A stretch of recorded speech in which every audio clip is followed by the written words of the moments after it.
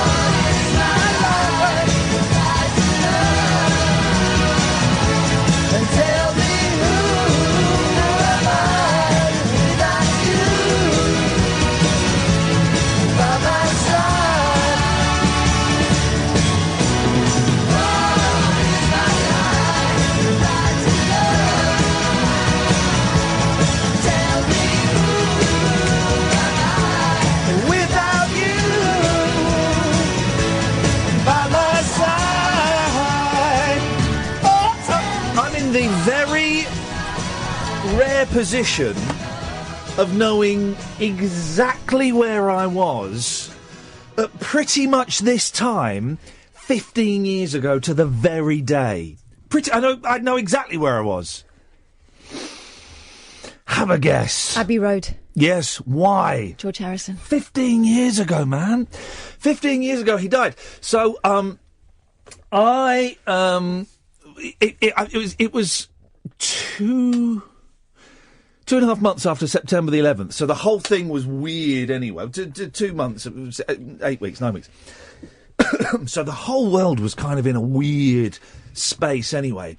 And I was living in a really nice house.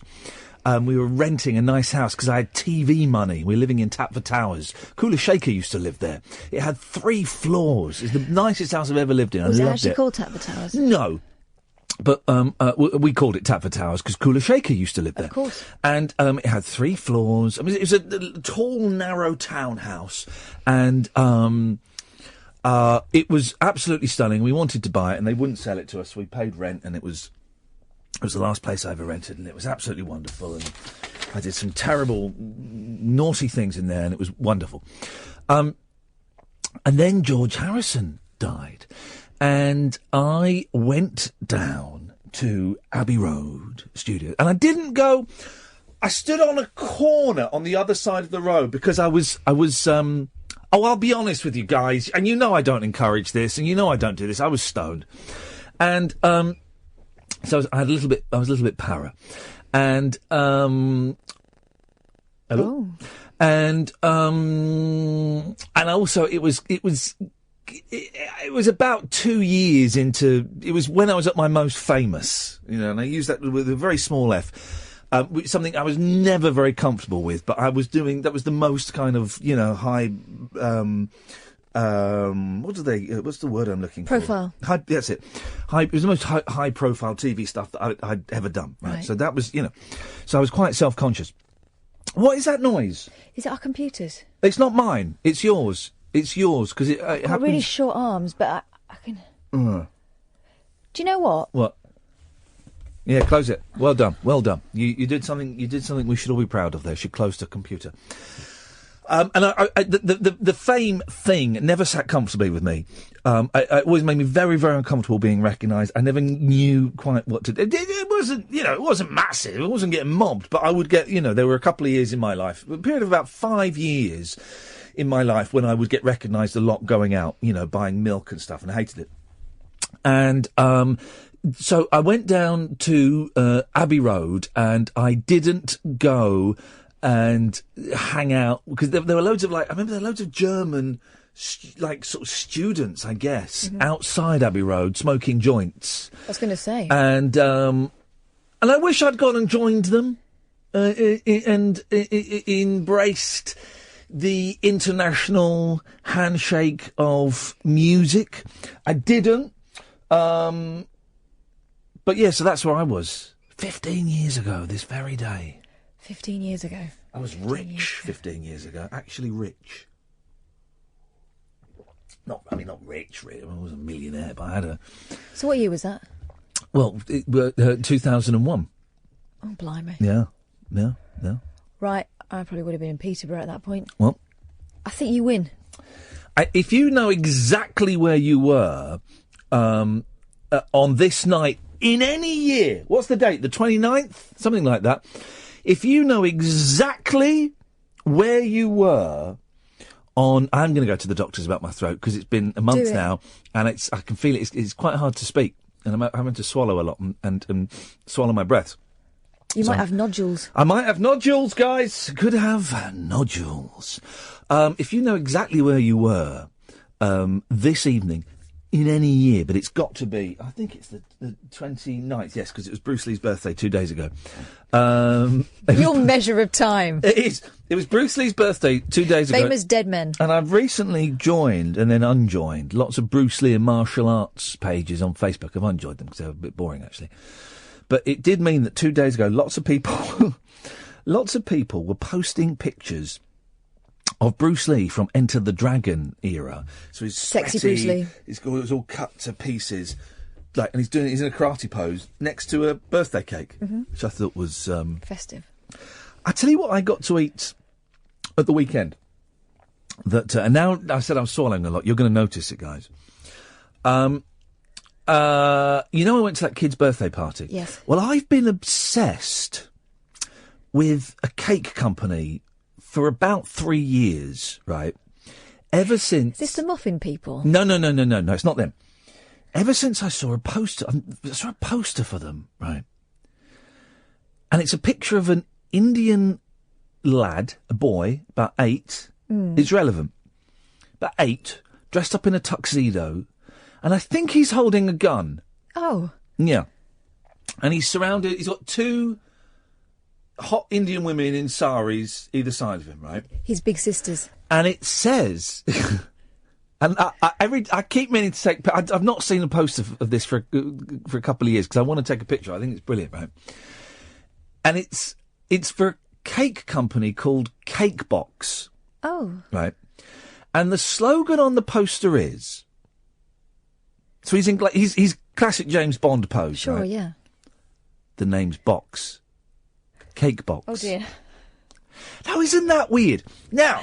Are they allowed to do that? Well, I don't know. Considering I've just recorded a show, a podcast show for Audible called War of the Words, and Paramount got in touch with a cease and desist saying you can't use that title. What?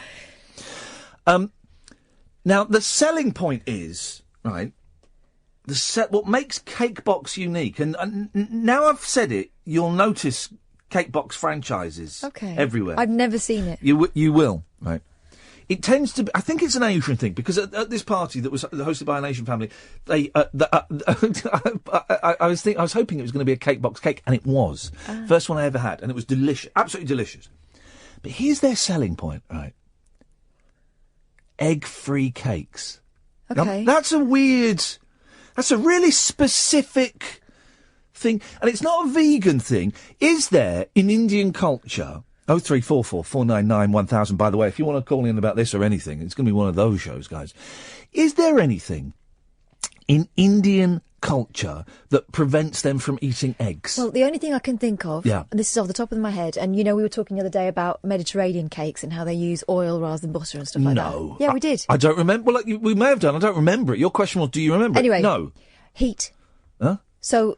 butter and eggs and stuff won't keep so well, will they, in heat? Well, it's not that hot in Slough or Southall where I've seen Cake Box franchises. I know, but you're saying is there something in, like, Asian culture that might mean that they... Well, if they're over here... Yeah, but if they integrate, guys, integrate. Use eggs in your cake. But if they want to have what do you want? Cake like Mama used to make. Egg-free ghettos? Is that what you guys want? Come on! Well, you asked for a reason, and I gave you a reason. If anyone knows, it's a genuine question. It's fascinated me. The name's Box, Cake Box, and it's that. It's like, why have they taken that James Bond line? Why have they got a kid advertising it? Also, and it's egg free. And who are they talking to with that? I don't know. James Bond sort of reaches out to a male audience, doesn't it? Anyway, the cake this Sunday, it was a delicious cake. Right. I can vouch. I only had a little taster because I'm trying to lose weight, but I thought I'm not going to turn down this. I'm not going to turn my nose up or turn down this opportunity to try a Cake Box cake. What shape was it? It was box shape. It was absolutely massive. Do you have a picture on? Or Permission to speak freely. Go on. I prefer my cake with egg in. It was a really nice cake, but it felt like... Have we got any cook? If you're a cook... listening to this now, put down your spatula, put down your whisk. The thing. What's the thing where you squeeze out? Put down that. The icing bag. Put all of those things down, and pick up your telephone 0344 499 1000. Because it tasted significantly different. It was a delicious cake. It wasn't quite to my specific eggy taste. Wasn't cakey enough. No, it wasn't cakey enough. It just felt a bit nothingy. It's a bit airy. It's too very airy, but not the good airy. Yeah. Well, that's quite a lot of ground we've covered. We've talked about smoking weed, and don't do it, guys. We've talked about George Harrison dying. We've asked what you were doing this night in any specific year, and we've talked about a Cake Box. Any of that grab your fancy? If it does, 0344 499 1000. If it doesn't, you can also call in about any old tosh you want. It's going to be a throwaway show this evening. 0344 499 1000. I'm Iain Lee. This is Talk Radio. Late night, Iain Lee on Talk Radio. We'll get you talking. 0344 499 1000. It's a late night phoning show where you can call in about anything you want. Me and Kath will just sit here and gab, and if you want to join in on that, you can. If you want to join in on something else, you're more than welcome to. Billy, I'll come to you in a second. Jerry! Does it make taste like they used to? Well, who doesn't?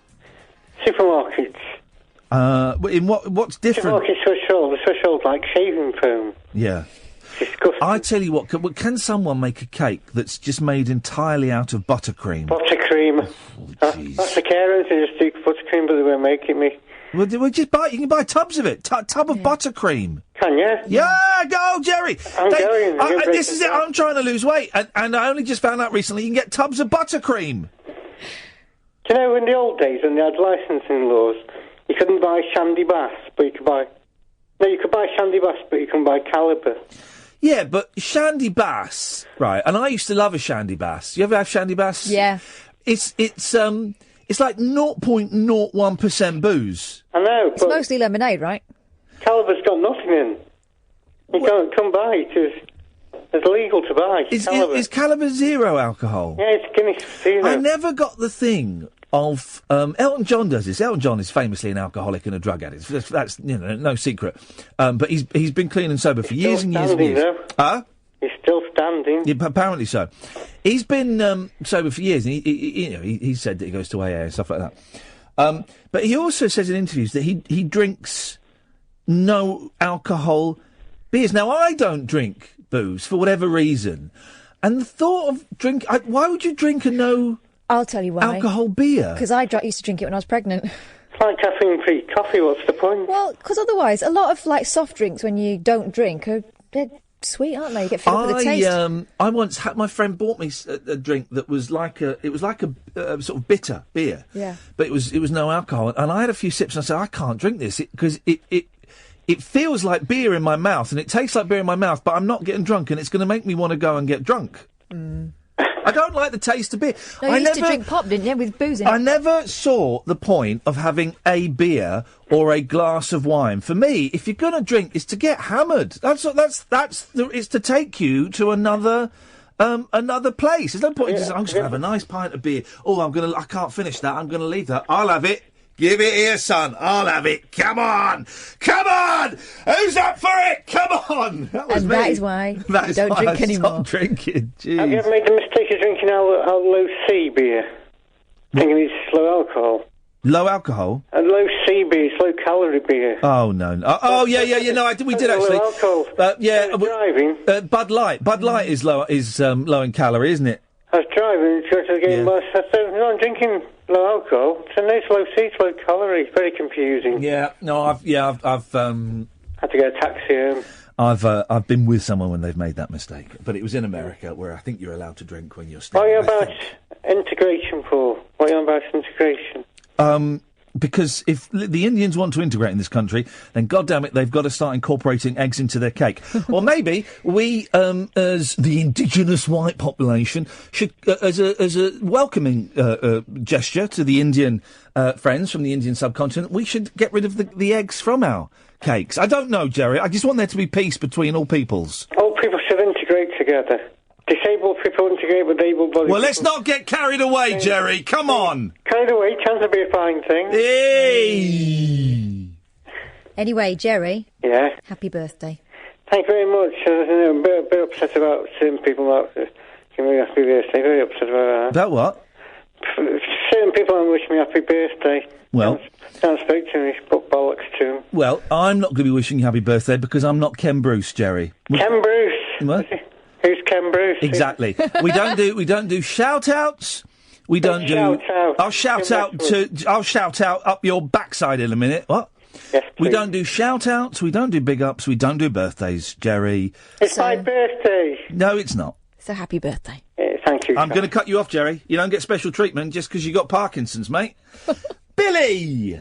Hello, Ian. How are you? I'm all right, Billy. What you got for us, boss? So I can't believe what you asked for in the very first sentence, because this morning when I found out that it was the anniversary to George Harrison's death, I actually got a little bit upset because I know exactly where I was 15 years ago. Oh, yeah, go on. I was at the Albert Hall watching the bootleg Beatles. Oh. Were you really? Yeah. And obviously, of course, what happened during the day, it was like, blimey, coincidence. Okay, that will make tonight sort of quite emotional. And that was incredible. Well, the band played, it was great, and then about halfway through, they walked off, and then George came on his own and did an acoustic version under the spotlight, of Why My Guitar Gently Weeps. Oh, man, and alive. it was unbelievable. It was unbelievable. It was just, this morning I literally pulled over in the van when I heard it. A little moment. I was in floods of tears when he died. Yeah. What was he, 56? Something like that? Something like that, yeah. But not much old, if he was 56, that's 13 years older than me. Flipping heck. Flipping heck. And of course, he'd had a rough couple of years, hadn't he? Because of that fruitcake that had broken into the house and tried to kill us, stabbed him. That's right, yeah. That's right. Have you ever seen the Martin Scorsese, George Harrison documentary? Yes, I have.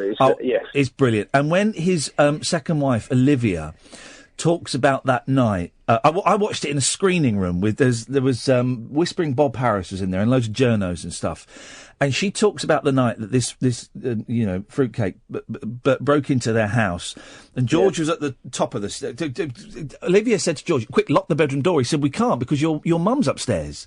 So he went out to the top of the stairs and shouted down, "What do you want?" And the guy shouted up, "I've come to kill you!" And then they had this massive fight, and he got stabbed about 3 or 4 times in the chest.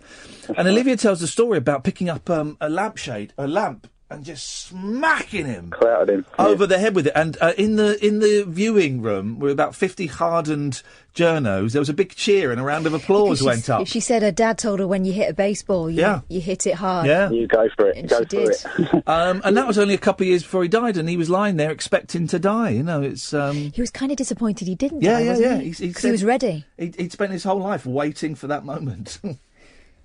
You know when you had Patty Boyd on a little while ago. Oh yeah. Or, what is your what's your opinion on Eric Clapton and his kind of career? Because the album that was inspired by her is probably one of my favourite albums. Which one's that? Ocean Boulevard. No, Layla and Assaulted Love. Oh, okay, right.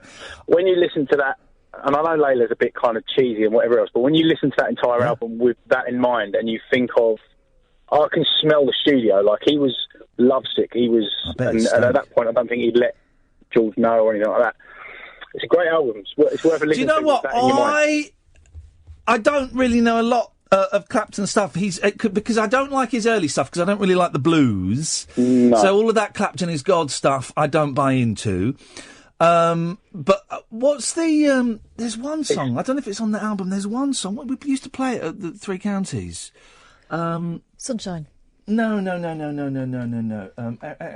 a minute. It's because in that Patty Boyd book, she talks about how he'd been sending her letters about telling her to leave her husband and saying that if she didn't, then he might as well go off and take loads of heroin, and that's exactly what he did. That's what he did. Yeah, he locked himself away for about 2 years. Promises, is that it? Oh yeah, it's a great song. It's not on the album, but it's a good song.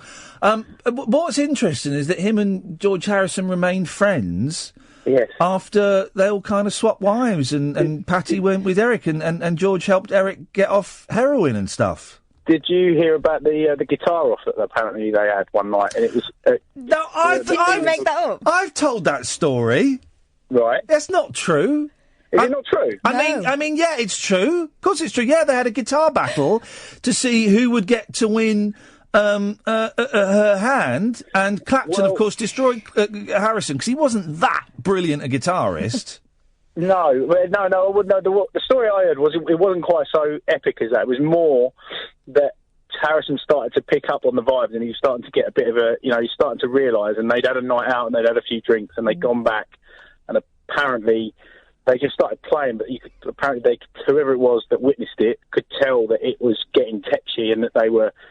Just, right, you play that bit and I'll play this bit. And it was it wasn't officially a guitar off, but it was like the moment when the realisation kind of hit. But might not be true. Well, the story Patty Boyd tells is that she went to a party on her own, and George was late, and she ended up in the garden with Eric.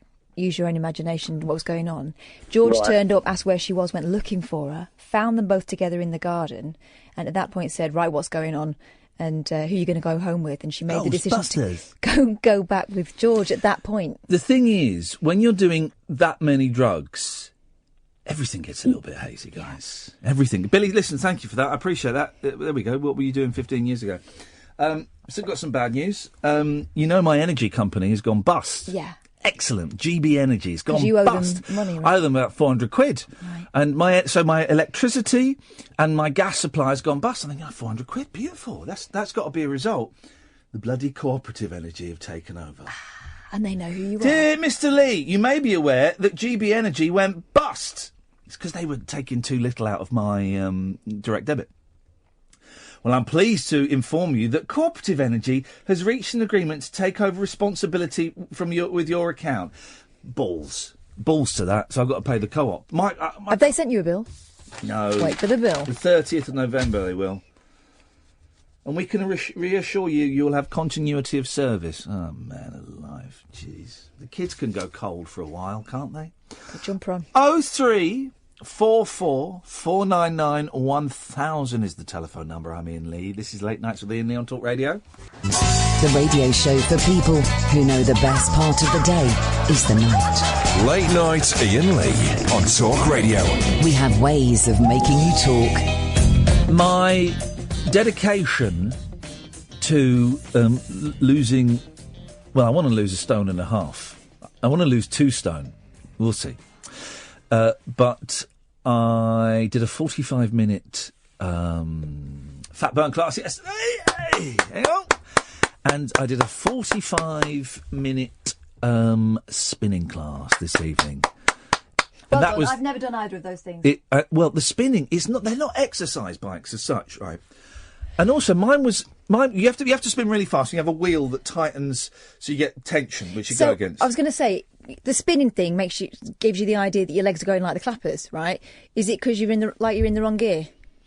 Well, you can do it with no resistance. You do the sprint is with no resistance, and then she says, "Right, turn the wheel 2 times." You turn it 1 1/4. Right? Of course you do. And then you get the resistance. So then you're going uphill, and it's like boom, chaka, boom. You're doing it that tempo. I don't fancy that one. But mine was clanking a bit, and then literally, with 5 minutes to go, I looked down and I actually read there was a sticker on it that said, "This machine is out of order." So I was probably making it harder for myself. But 45-minute spin class, and it was an experiment. It was at 6:30. Normally, I would be on my way to work. There were no showers there, so I had to shower downstairs. Yeah, how do you feel about being naked at work? Oh, it was horrible. And I think Andy Goldstein from the Talk Sport walked past the room I was in, because I parked my car. And I brought my stuff and I had a shower. Then I went back to the car to put the stuff in, and his car was there, and I'd heard someone walking past. Right, yeah. So Andy Goldstein has been literally inches away from my naked body. So that's weird. And I used somebody else's shower gel. 0344 499 1000. What kind was it? Oh, it was that minty one. Minty one. It's an half sting. Yeah, I know. It's an half sting. My blokes like that, don't they? No, my 4th eye. It was sick. And also, because the seat, 0344 499 1000, Butler, I'll come to you in a second. The seat of the spinning bike is very sharp. So there's a lot of chafage around the ding-dang-doogles. Right. But I chafed a bit, but then it was fine. You know we're mates. Certain things you don't have to tell me. It's okay. No, I'm happy to share this. After last night's show, I feel like I can share anything. And the showers are broken there. It's why I had to drive to work all sweaty and have a shower here. But I'd forgotten about the chafing. The chafing had kind of passed until I put the minty shower gel on it. Oh, yeah! Da, da, da! Do you know what that reminds me of? Yeah.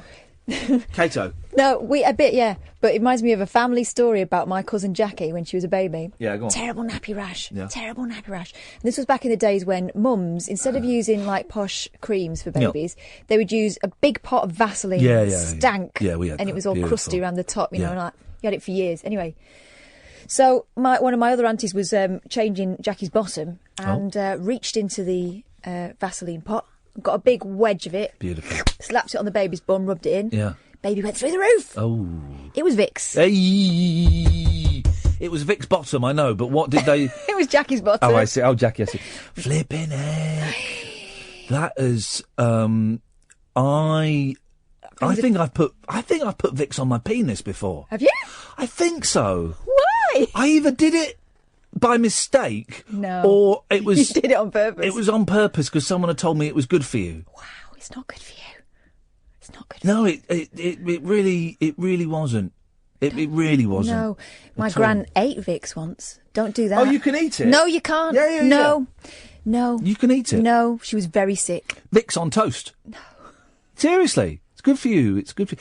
It's, here we go. What's the connection between George Harrison and Vicks? There we go. It's good. It's good, wasn't it? 15 years to the day. Like to rub both on my chest. 15 years dead man. On your Not chest. now, obviously. That would be disgusting. I mean, I can't think of anything grosser. A man that's been dead for 15 years, you want to rub that on your chest? Are you insane?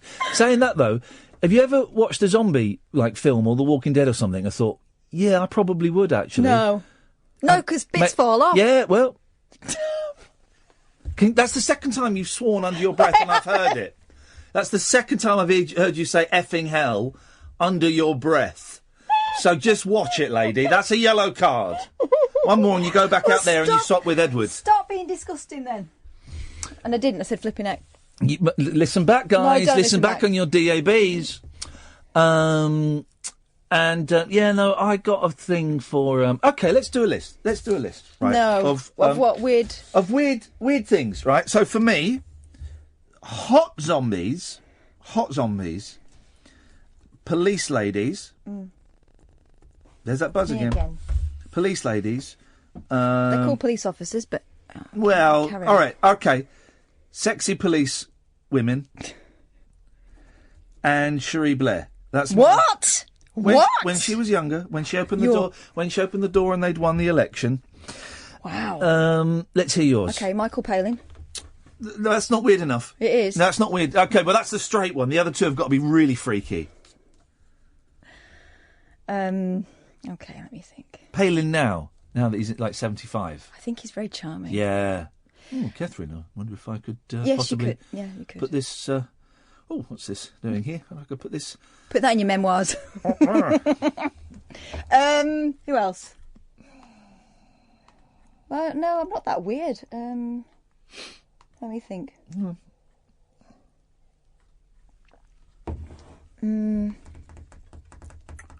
Edward?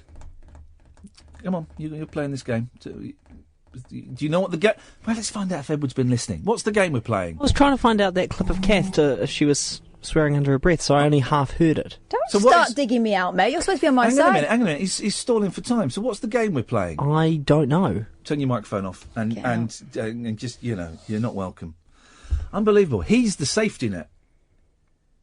If I say something wrong... Do you know what he's doing there? I dump those swears, Edward. You didn't. I know, it was your job to... Gone. Well done. Okay, he's back. He took his time. He did, though. I think he wants rid of us both. To go home. There's no Periscope tonight, guys, so you can't see the fun we're having with indoor language. I tell you what, we'll take a break, then we'll come back to Bottler. 0344 499 1000. This is Late Nights with Iain Lee on Talk Radio. Late Night Iain Lee on Talk Radio. We have ways of making you talk. 0344 499 1000 is the telephone number. We call you back. Let's go to Bottler. Yes, Bottler. Hello, sir. You okay? I'm good, thank you. What you got for us? While I was just waiting, I don't know how random you want tonight's calls to be, but have you ever had any issue with dandruff? Yes. I have, and I've accepted it as a part of my life. It is. You get to an age where you kind of just don't give a monkey's No, it's there, and the only thing that gets rid of it is Head and Shoulders, but even that stops working after a while. You're supposed to change shampoos, aren't you? But then you get dandruff. There's only about 3 good ones. Do you know what else you can use, though? No. Mouthwash. For your hair? Oh, come on. Yeah. Crazy. Really? Yes. I'm using T-gel at the moment because I'm getting these lesions on my head. Not lesions, but little lumps. T-gel's like really expensive, isn't it? It's like that German shampoo as well. T-gel's not expensive, is it? It is, isn't it? T-gel's funny though because it's like solid, and I was using it this morning, and I squeezed it out, and as I unsqueezed the bottle, it went straight back up again. It's brilliant. That's great. Made me chuckle. That did. I was having a little chuckle in the shower, which is unusual. Anyway, I was just waiting on the line, and I'm sat in front of this. Oh, by the way, my missus is in the other room. She's listening, so yeah, she'll give me a shout out when she hears us on the telly. I know there's a bit of a delay, but she'll give us a scream in a minute. Okay. I'll be in trouble if I don't mention Jacqueline and how much I love her and blah. Oh, blah, no, blah. come on. No. No, it's not that kind of show. You're yay close to getting cut off because this is not the Ken Bruce show. We don't do. Why don't you? Why instead of saying it on the radio, why don't you go and say it to her? Yeah, but I'm a bloke. Well, go and say it to her. Instead of saying it on the radio, it doesn't mean anything. Go and say it to her. I never got that. Not now. If you do it now, I will cut you off. Right, hang on, Ian. If you do it now, I will cut you off. Ian, I called her Ian. Is that all right? No, it's getting weird. I cut him off. So, 0344 499 1000 is the telephone number if you want to give us a call. You're more than welcome to. Vosine, is Vosine still a shampoo? Is that still... Because that was big in the 70s and the 80s. Yeah, and my gran had it for years. It was like in the teardrop bottle, wasn't it? Can you still... I think you might still be able to buy it, but I think it's not medicated anymore. Timothée? The Irish hairdresser? Wow. That's not bad. That is not bad. Do you remember what the strapline was? The fresh smell of summer meadows. It was a woman washing her hair in a bucket in the garden, wasn't it? Yeah, doing that. It was a woman, long blonde hair, washing her hair in a bucket in the garden. What the hell was that all about? What was that all about? You know when you see a film, right, that... I saw it... Well, you know when you see a film that kind of stays with you? Yes. I watched a film today, right, and I was watching it, I was thinking, that's a bit boring. And it was quite very slow.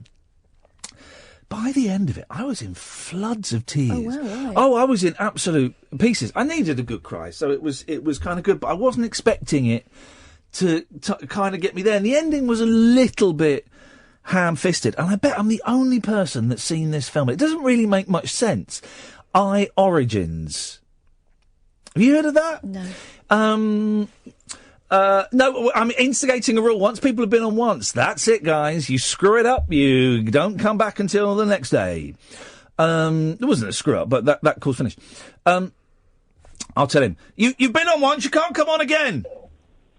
Why not? Because I've got a rule where if you come on once and you, that's it, and it's my show. It's called Origins, right? But it was I, as in the letter I, as in I. Mm. But it was about someone who was a specialist in eye. E-Y-E. Oh. Eyes. And it's... I'm gonna... Well, like an optician. Has anyone seen this, right? And did it have a profound effect on anyone else? I don't want to say too much about it, because it will spoil it. But... I don't think it's actually a very good film, right? The story is really flawed, and if I were to tell you what the story was, you'd go, oh, that sounds rubbish. And the story does sound rubbish. But maybe I just needed a good cry. And, I was in bed watching it, and, I could kind of see where the ending was going, and I was like, oh no! I was bawling my eyes out. But so, I'm guessing that nobody listening to this show... Hang on. I've click my neck. There. Oh! Hang on. We've only just begun. Oh, that's horrible. There it is. Hang on, this one. Oh, hang on, went. No. I'm guessing no one has seen it, because I've never heard of it. It came out 2 years ago, 2014. Who's in it? No one... no one... William Dafoe? No. Although I watched the original... Well, not the original. I watched the last set of Spider-Man movies at the weekend, and Willem Dafoe's in that. He was also in the Worcester Group, an experimental theatre group. Basically, what I'm trying to say is I've seen Willem Dafoe on stage in an experimental theatre play. Thank you very much indeed. Terrifying. I like the Worcester Group. They're the only experimental theatre to go, oh yeah, I get that. Anyway, I'm guessing no one's seen it. So it's this guy, right? I think is if I tell you about it...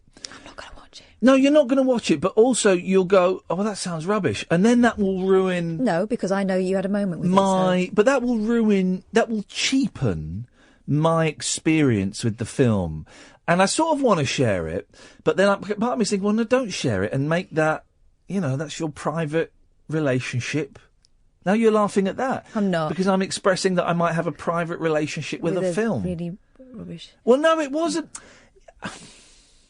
It wasn't rubbish. It was slow, was it? Is that all that was wrong with it? All right, I'll tell you the story. Spoiler alert. Let me just see if anyone on Twitter has seen it. No, okay. So, it's this guy, right, and he's a young scientist studying eyes, okay, and he goes around taking pictures of people's eyes, right, and every eye is unique. Every eye is unique, and that's kind of the thing. Every eye is unique, right? And he's at some party, and there's some girl where she's wearing a mask, and all you can see are the eyes. And he takes the pictures of the eyes, and they go off to have sex, and then something spooks her, and she runs off. And he's like, "Oh, this girl, I can't." Did she take the mask off at any point? No. So I'm never going to find this girl again. And then, through a series of coincidences, he finds himself standing by this massive billboard advertising like eye drops or eye makeup or something, and it's her eyes. And so he finds out who this girl is and where she lives and all of this stuff, and he finds her, and he meets her, and they fall in love. She's a French girl, and they fall in love, and they're deeply in love. Anyway, all the time he's also doing like experiments on ice and stuff with this nerdy girl in the laboratory as his assistant, right? And then already it sounds rubbish. And I no, can't... it doesn't. Go on. No, it does. What happens is basically he gets stuck in the lift with this love of his life, this French girl, and they manage to climb out, and they climb out just as the lift falls down, right? And they're going, and they're laughing, and then she dies because the lift basically cut her in half, and she's dead. I know, it's grim, right? Flipping heck! And he goes nuts. He goes absolutely nuts, and he's drinking and doing drugs and all of this kind of stuff, blah, blah, blah. And then he falls in love with his assistant. That was always going to happen, and they kind of fall in love. And then it goes 7 years later, right? This is, I mean, it's a weird film, right? It's not my normal type of film, but I needed a good cry. So 7 years later, and they got married, and they're having a baby, and he's like a leading eye expert, and it's kind of now it's set in the present day, and eye scanning technology is like he kind of invented it and all this stuff. And the baby's born, and in America they scan the baby's eyes, right? Or they do it in the film. I don't know if they do it in real life. I've got no idea. And they scan the baby's eyes because all the eyes are unique, and the computer crashes, right? And instead of showing the baby, so they can end it shows this picture of this old black man, and she goes, "Oh, computer's crashed. Let's just do that again." Right, okay, let's enter the baby's details. Anyway, it turns out it does sound ridiculous. Go on. It turns out that the kid has got exactly the same eyes as this old black man that died about 6 months before he was conceived. Right. Right. And so you're going to laugh at it, and you're going to... No, you're going to laugh at it, and it's going to ruin what was an emotional... Laugh. You're laughing at it. I'm laughing because you're laughing. You're laughing at it. I'm not. All right. But you're going to laugh at it, and I'm going to feel stupid, and that's fine. Stop then. Well, no, but I'm going to... Stop predicting. No, well, I know exactly what you're going to... I know exactly But you're building it up now. I'm getting nervous. Tony says don't share it. And I'm thinking maybe I shouldn't share it. Stop then. So he goes and Stop! Is this you stopping? Is this you carrying on? And he's going, well, that's really weird. You're carrying on. That's really weird. And he kind of hacks into the eye matrix, right? You're laughing now. Well, I'm laughing because I was in floods of tears, like proper At what howling. point? At the baby being born? No.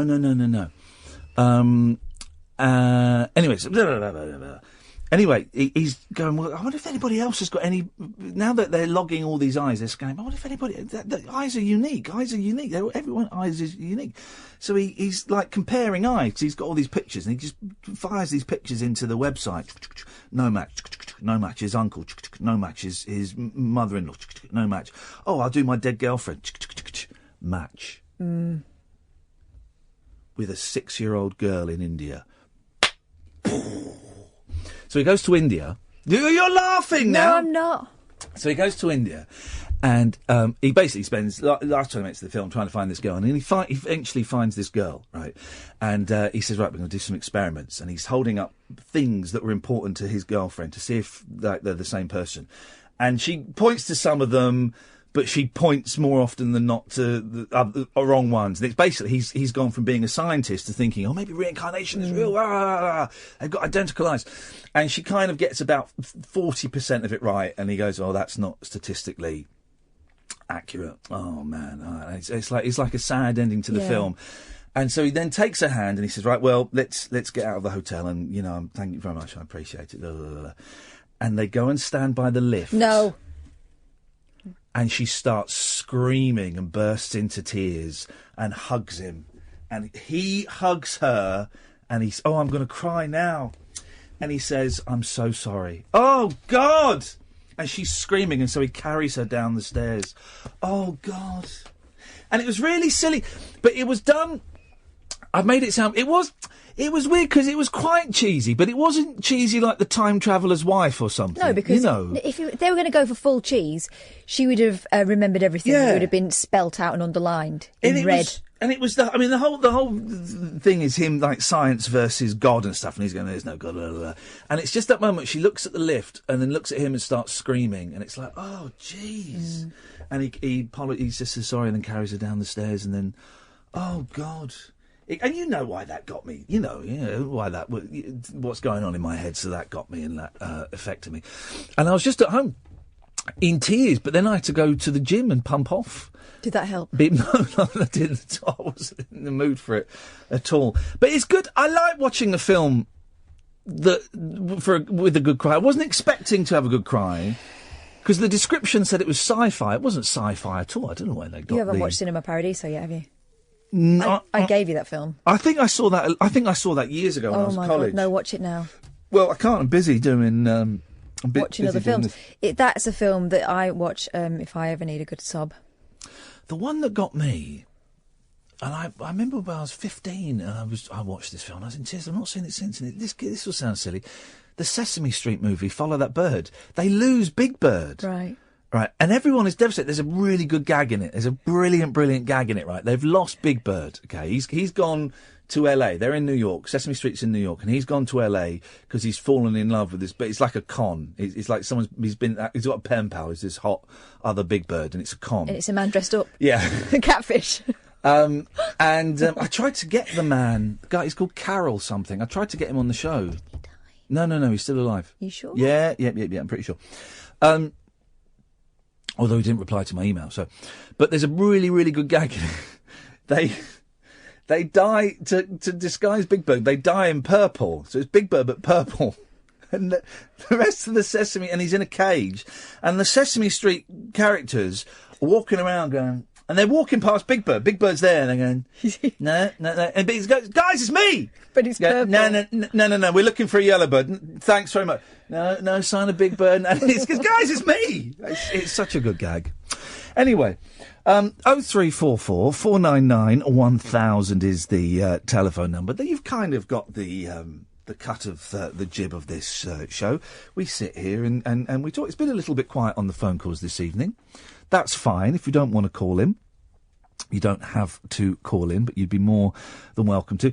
You can call in about pretty much anything you want. What have we talked about this hour? We've talked about George Harrison. We talked about silly films making you cry. Here's something, actually, right? Are there films where you think you're the only person that's seen them? I think I'm the only person that's seen this I Origins. I think I'm the only one. Because I'd never heard of it. It came up on this list of this thing I've got.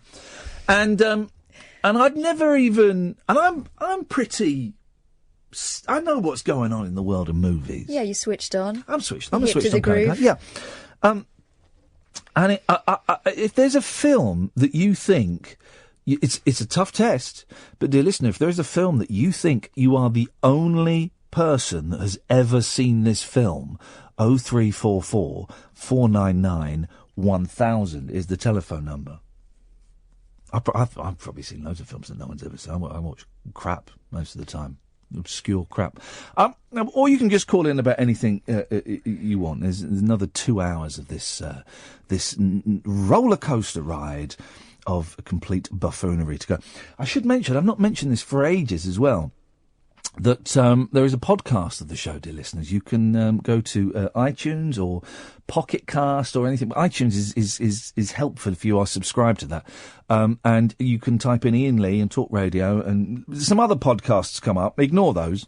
It's the Talk Radio one is the one you want at the moment. And if you can subscribe to it, leave 5-star reviews if you think it's worth a 5-star review. And if you leave reviews and stuff, it's all very, very helpful, and will ensure that I'm here a lot longer and can feed both of my children. The phones have gone mental for that. 0344 499 1000. Hassan, Ed, Tony, we will come to you after this. Late night, Iain Lee on Talk Radio. We have ways of making you talk.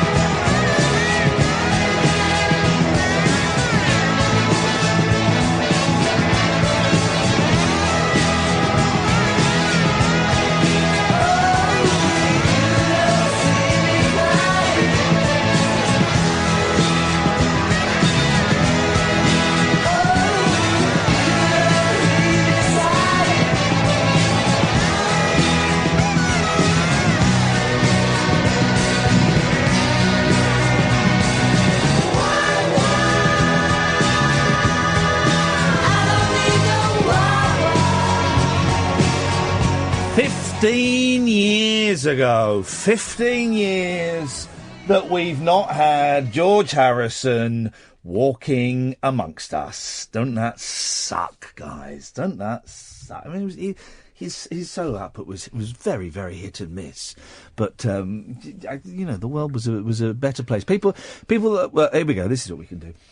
People that you miss in rock, like proper people: George Harrison, Carl Wilson from the Beach Boys, Arthur Lee from Love. There we go. Those are the three. That imagine Arthur Lee on this programme, and Arthur Lee would have been on this programme. We probably got Carl Wilson as well. Arthur Lee would have been in this studio off his nut, talking absolute rollicks, and it would have been wonderful. So you don't think he would have straightened out? Oh, no. Well, I think, actually, that's unfair. I think he did towards the end, actually. I think after he spent 6 years in prison at the turn of the century, I think he kind of straightened out a little bit. You know, went to prison for 6 years. No, for what? May have been longer. The 3 strikes and you're out rule, right? Because he was nuts. And he'd had like 2 really minor things. And then it was about 1999 or 2000 or something. And there was like a party in his house and someone fired a gun in the back garden. And it was his house, and it was probably him that fired the gun, and he got sentenced to 12 years in prison. Good and I think he did 6 years or 8 years or something, you know. And it was incredible. It was just as he was starting to get the recognition he deserved after years in the wilderness. And he played a couple of gigs over here, and the Love were going to get back together, all of this stuff. And he went to prison, and the world was like, not the world, but the rock world was like, what? What's going on there? Obviously an insane decision. Then he came out and he was wonderful and he played some amazing shows and then he died. So that's that. 0344 499 1000 is the phone number. Yes, Hassan. Iain, good evening. Good evening, Hassan. How are you? You know, it's I'm doing the show. Tensed up. I'm tensed up tonight. You know, when you just kind of, you got to knuckle down and get on with stuff. That's how I am tonight. How are you doing? Do you know, I haven't spoken to you for 3 weeks and I haven't listened to the show for 3 weeks. What the hell? Hang on a minute. What is this? Are you seeing another show behind our back? No, I would never cheat on you. The thing is, and that was the topic, so I've been catching up on the podcast last night. Oh, yeah. And after having listened to your podcast, yeah, I was a lot happier today. It was really weird. Was it miserable podcasts or upbeat podcasts? Because it was the miserable ones. Oh, right. Well, there you go. It was though, because you give me. I mean, as much as you think you're a bit of a what word's can I use? A bit of an idiot. What? You're not, because you're a people's person. And you covering depression with people like Manny last week. Yeah. Oh my God! You just strike a chord and. For 3 weeks, I've done nothing. I've just worked and slept, and tonight I went out with friends, and it was just down to that podcast.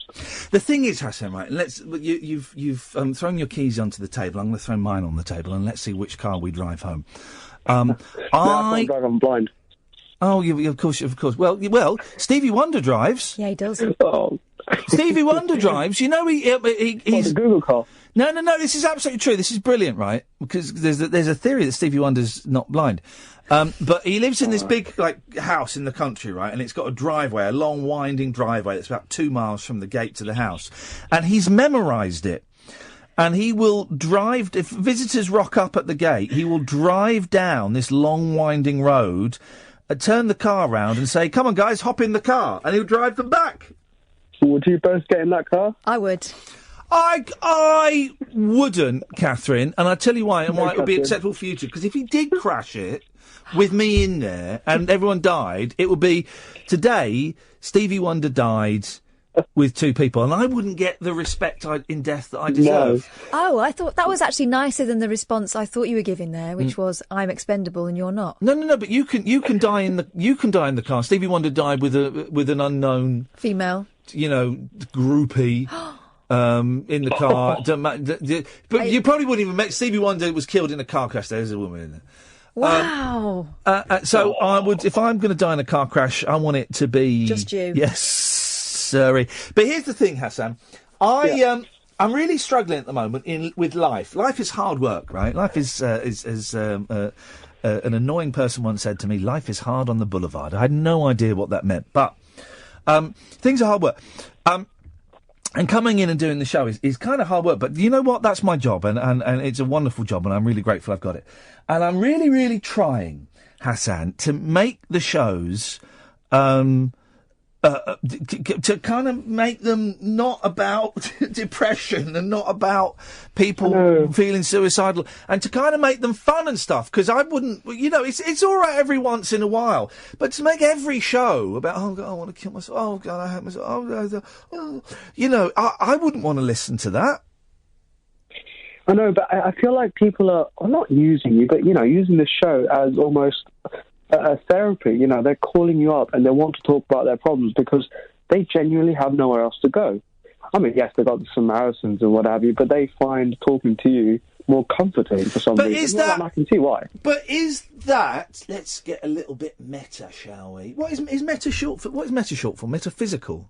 It just means that when you're disappearing up your own doofra. But what does meta? It's the show talking about the show.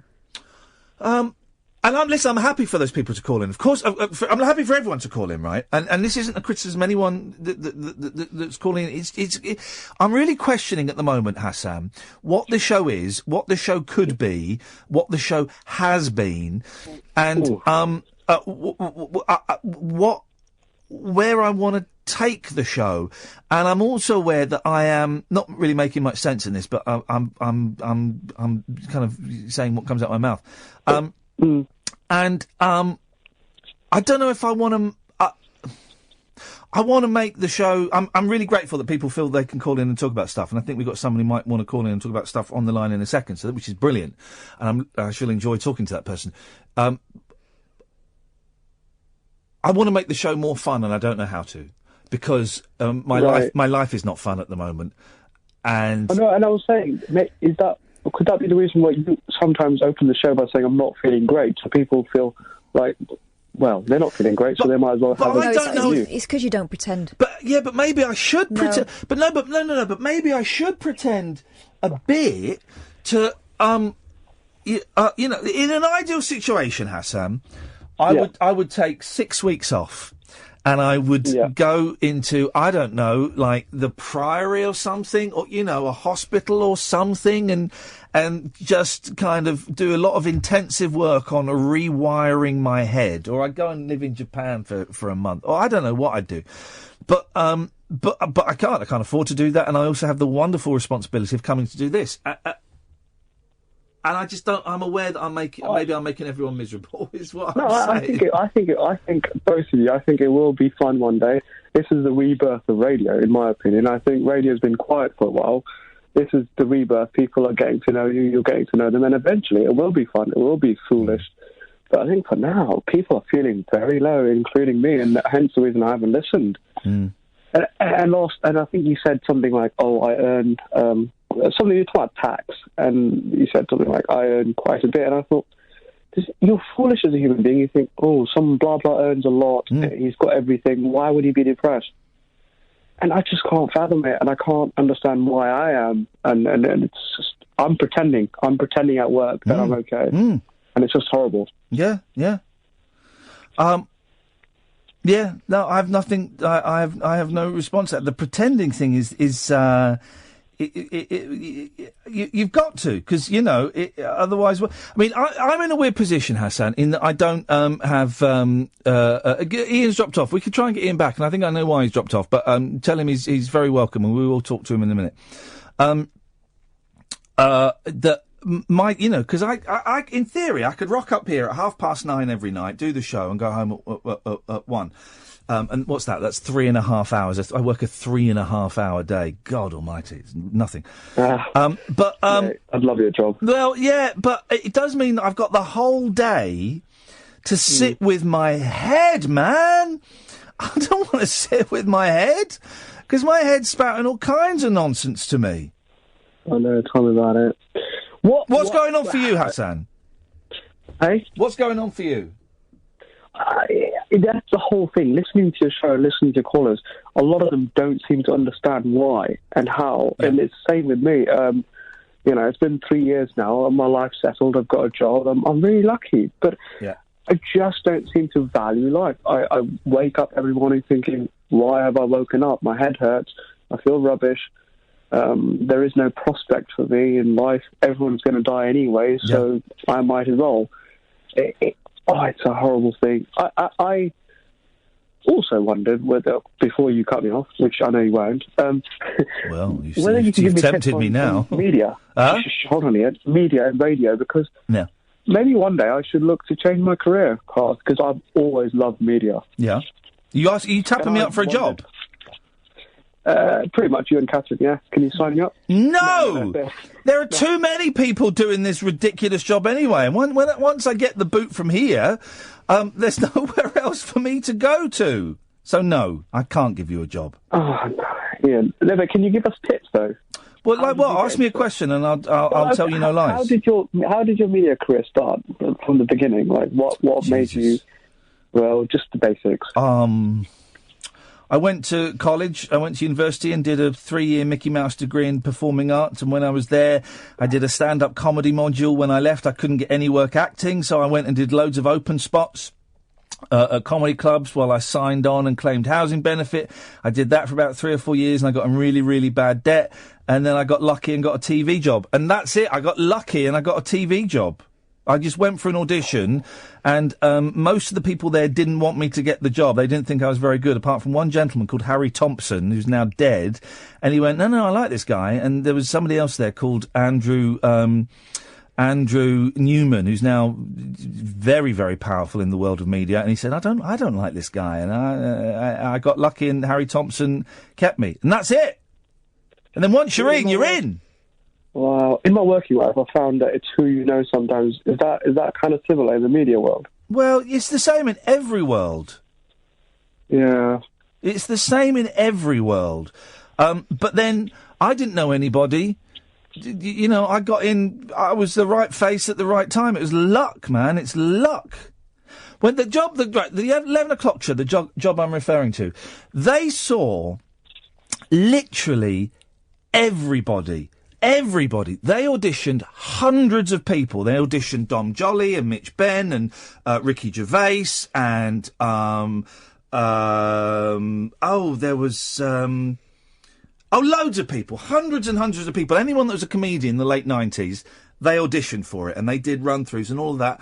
And by luck, I got it. By luck, they hired me as this weird-looking guy to go and do these stupid Chris Morris rip-off videos.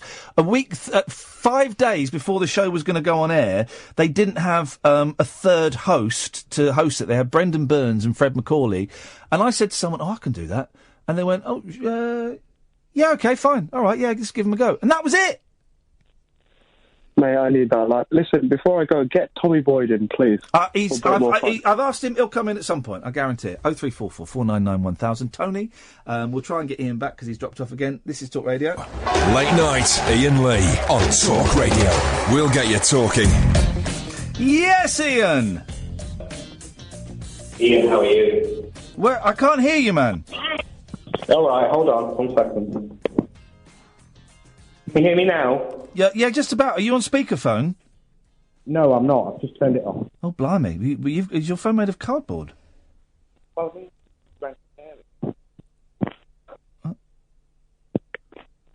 What's going on? Are you there? I'm there. Are you? I'm here. I'm in Gran Canaria. Lovely. What you got for us? Isn't it better for alcoholics to go on holiday? What does that mean? They're used to the alcohol, aren't they? What does that... I don't know what that sentence means. Well, what I'm saying is I've come away and I'm not an alcoholic. I've had far too much to drink over the last few days. Right. And therefore I'm so... it's dreadful. It's horrible. If you're not an alcoholic, you're not talking a lot of bollocks. I can't understand what you're saying, Iain.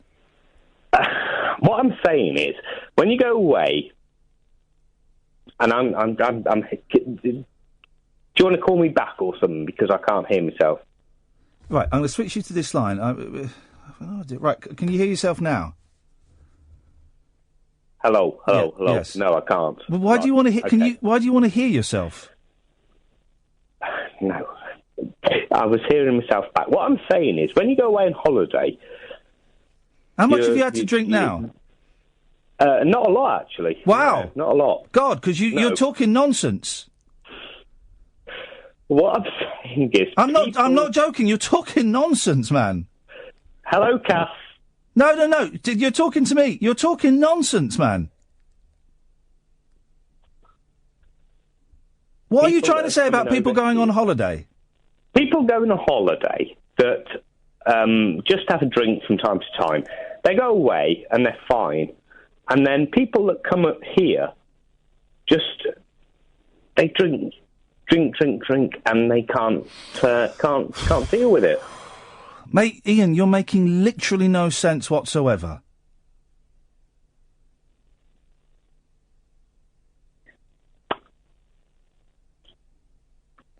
What are you? Are you asking me a question?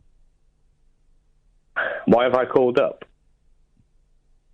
Are you I don't know. Are you asking me a question?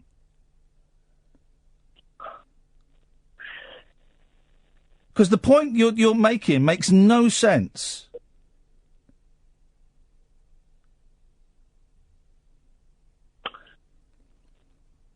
I'm rather depressed today. Right. Okay. Why? What's that got to do with any? So the what you just said was meaningless. Is that right? Probably. Yeah. Right. What would you like to say? I feel a bit pissed off. I feel a bit Why? down. Why? Don't know. Right. You need to stop drinking, Ian. The first thing you said was you're not an alcoholic. No. I haven't been drinking, actually. I've taken well, then what have you been doing? Have you been smoking something? Because you're talking nonsense, man. No. Here's the thing. I don't believe you. I don't believe you haven't been drinking. I think you're lying to me. Okay. Am I correct? Drinking. No. You're actually wrong, because I've just taken the lorazepam and I'm going sort of sleepy. Right. So everything will be slurred, so... Okay, well then maybe we should end it, because I don't want to have a conversation that you're not going to remember.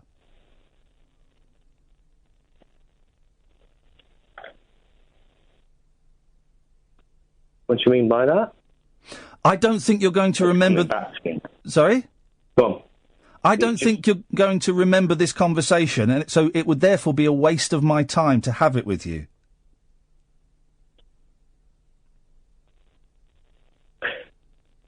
Let's talk about your good times on the radio. And no, let's not, because I don't... Here's the thing, man. I don't like talking to drunks, and I don't like talking to people that are on drugs, because it's a waste of my time. Because you won't remember this phone conversation.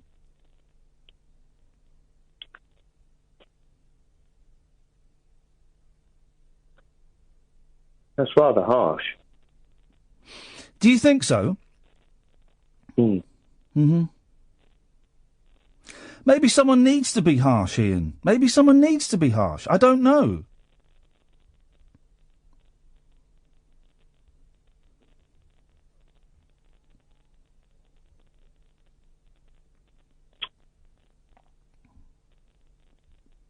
Okay, right. Why do you think it's harsh?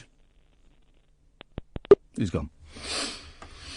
Well, you know, I don't think it... Well, maybe it was harsh. I don't know. Maybe someone needs to be harsh. I don't think it was harsh. I don't like having conversations with people that aren't going to remember the conversation, because, well, it's a waste of my time, really. And, Ian, I have to take what you say at face value. I don't believe you, man.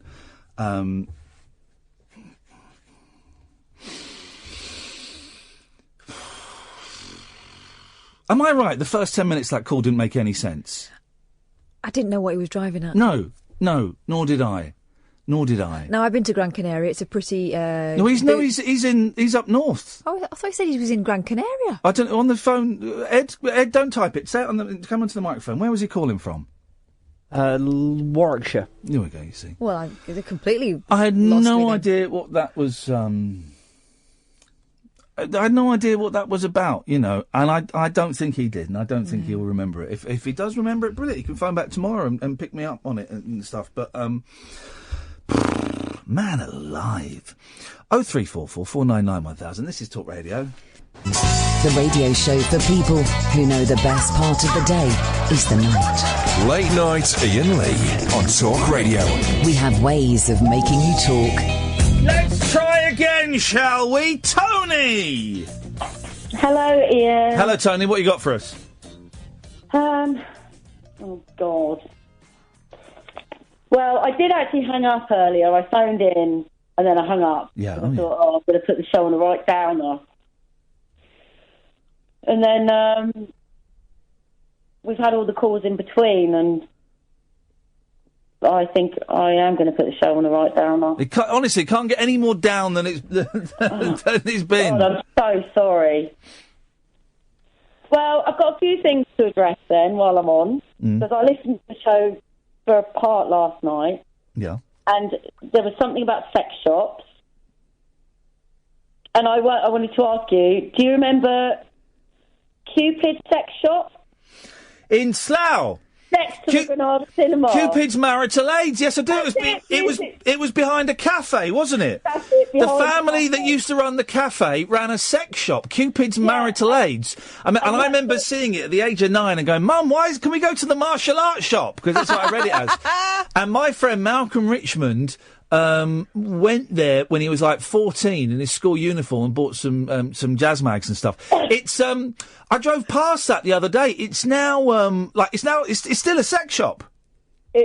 Well, the funny thing is, it was the Granada Cinema, and then next to that was a church. And then there's a police station next to it as well. No, to the left of the Granada was the police station. Yeah. Now what used to be the Granada was beautiful old cinema is now just like a big office block or something, I know, isn't it? disgusting. Yeah. And then to the right was a church, and then to the right of that was a cafe, but between the church and the cafe was an alleyway. Yeah. With an arrow. There was an arrow pointing. Yeah. Turned right. Yeah. And you were in a corridor between the cafe and the sex shop, and then. Hang on a minute. You went there. I went there. Jeez. Yeah, and then to get the attention of the owners, there was a bell outside. Oh, which was a boom. No. It was a boob. A boob bell. It was a boob. Fantastic. Bit of cheeky fun. Boob. It's a little bit of cheeky fun, and also it means that the perverts, when they're waiting, they can still get their rocks off and touch a boob. The thing is, you could look into the cafe, the back of the cafe, and see them cooking the bacon. Oh, God almighty. That is horny. Slough. That is horny, I man. They wash their hands after each transaction. Flipping heck, yeah. I remember Cupid's, yeah. Now it's like a... it's not an Ann Summers...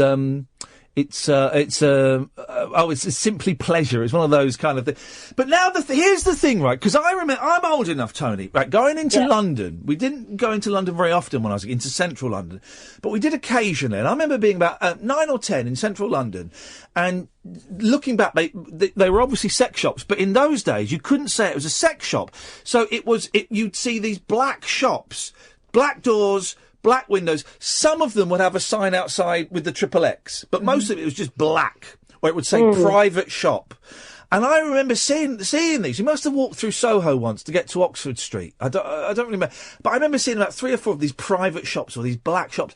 But now you get like Ann Summers in the high street. They do a display. Dildos in the window. It is. I honestly, they don't put them in the window, do they? No, probably. You have to go to the back can for I that. ask you a question? Yeah.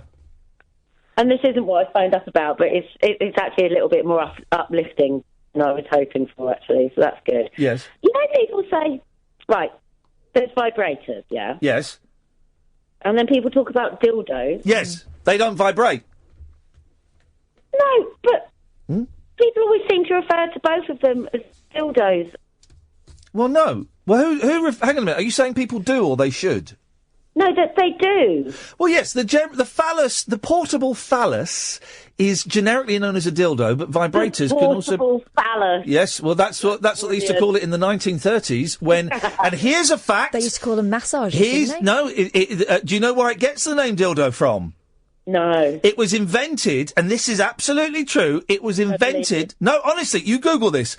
I believe you. Yeah, they were invented in the 1930s by a German, or it was German or Dutch, I don't know, called Tobias Dildo, right?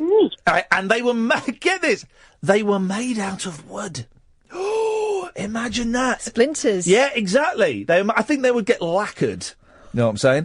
But they were made out of wood, and they were they were all the shape. I'm sure I've got this right. The shape of about 80% of the dildos that you get now, they are modelled on Tobias Dildo's penis. No, Ian, they're not.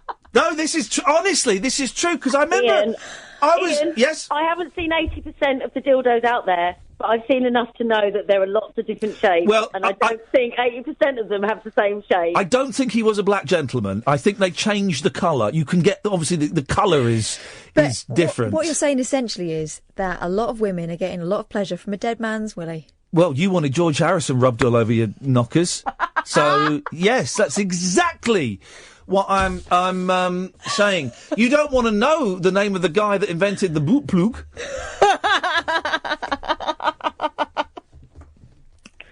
There you go, Ian.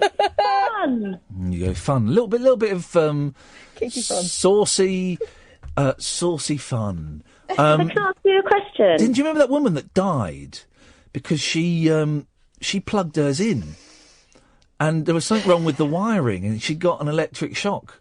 Do you remember that? She plugged it in? Yeah. She plugged it in. For me. You can get plug-ins. Well, I mean, plugged it into the wall. And then she plugged it into. What year that was, Ian? She what? I don't know what year that was. No, that was like in the last. That was the last couple of years. She plugged it into the wall, but it was like she'd ordered it. This is it. I remember the story now. Oh God! Was this in Reader's Wife? No. I was reading this in a magazine. No. She ordered it from America, and it was the wrong voltage. The wrong voltage. It was the wrong voltage. And so she plugged it into the wall. What a way to go. Plugged it into the... flipping it. Died with a smile on her face. Sad story. This isn't what it looks like. No, dear God, no. So, Ian, can I ask you a question? But you can, but I may not answer it. Okay.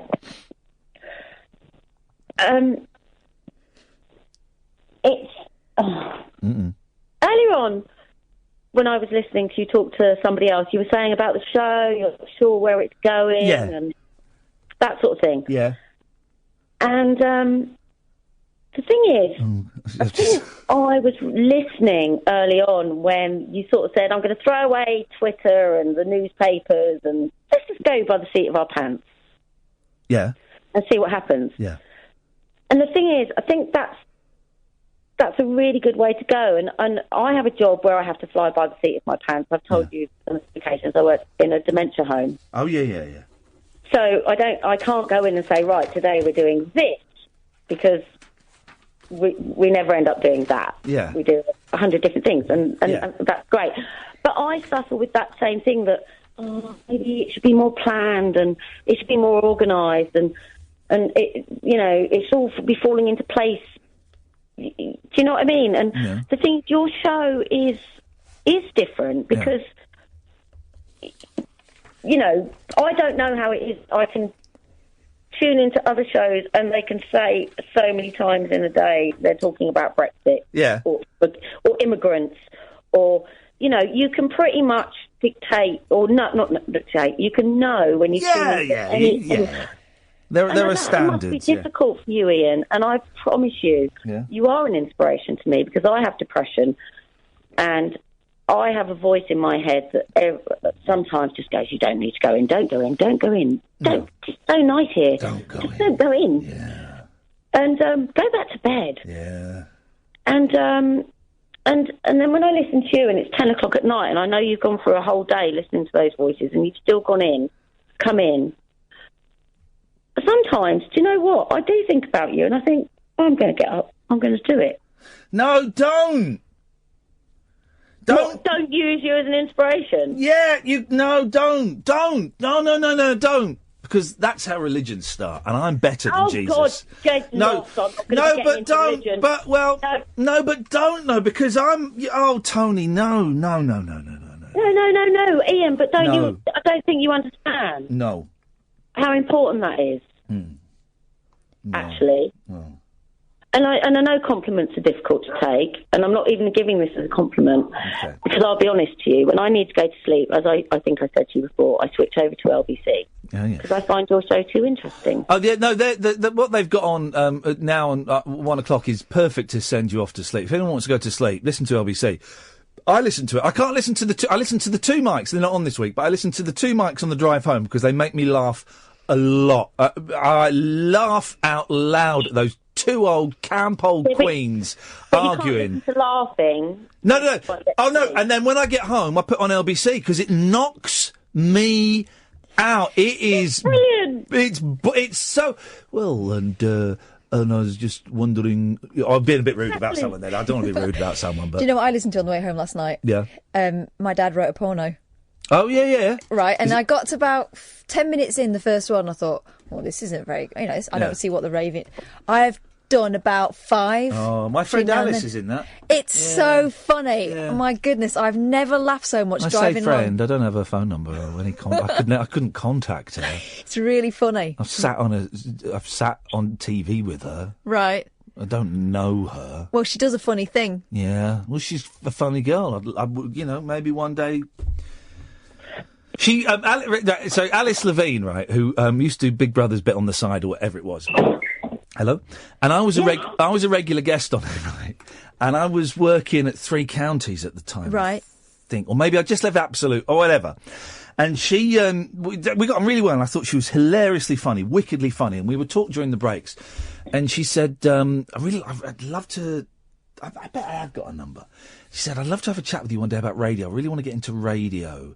And I was like, yeah, okay, well, I can give you some tips. And she said, yeah, I've just been offered a job on radio, and I don't know if I want to take it. I said, oh, yeah. And I was at 3 Counties, so I was local radio. She said, oh, that's brilliant. What station is it? She went, Radio 1. I went, I think you'll be all right. Yeah, I think you'll be all right, Alice. You won't need any tips from this old fart. I didn't realise she was a pro. It's all very kind of Yeah, she's good. She's good at making it look like it's all happening spontaneously. Okay. But yeah, she's brilliant.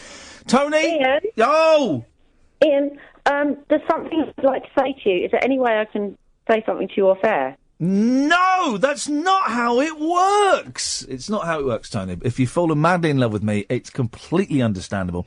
But people can email me, ian@ianlee.com, but we do get people sometimes, don't we, that phone up and say, can I speak to you? Yeah, sure, I'll put you through. And, oh, no.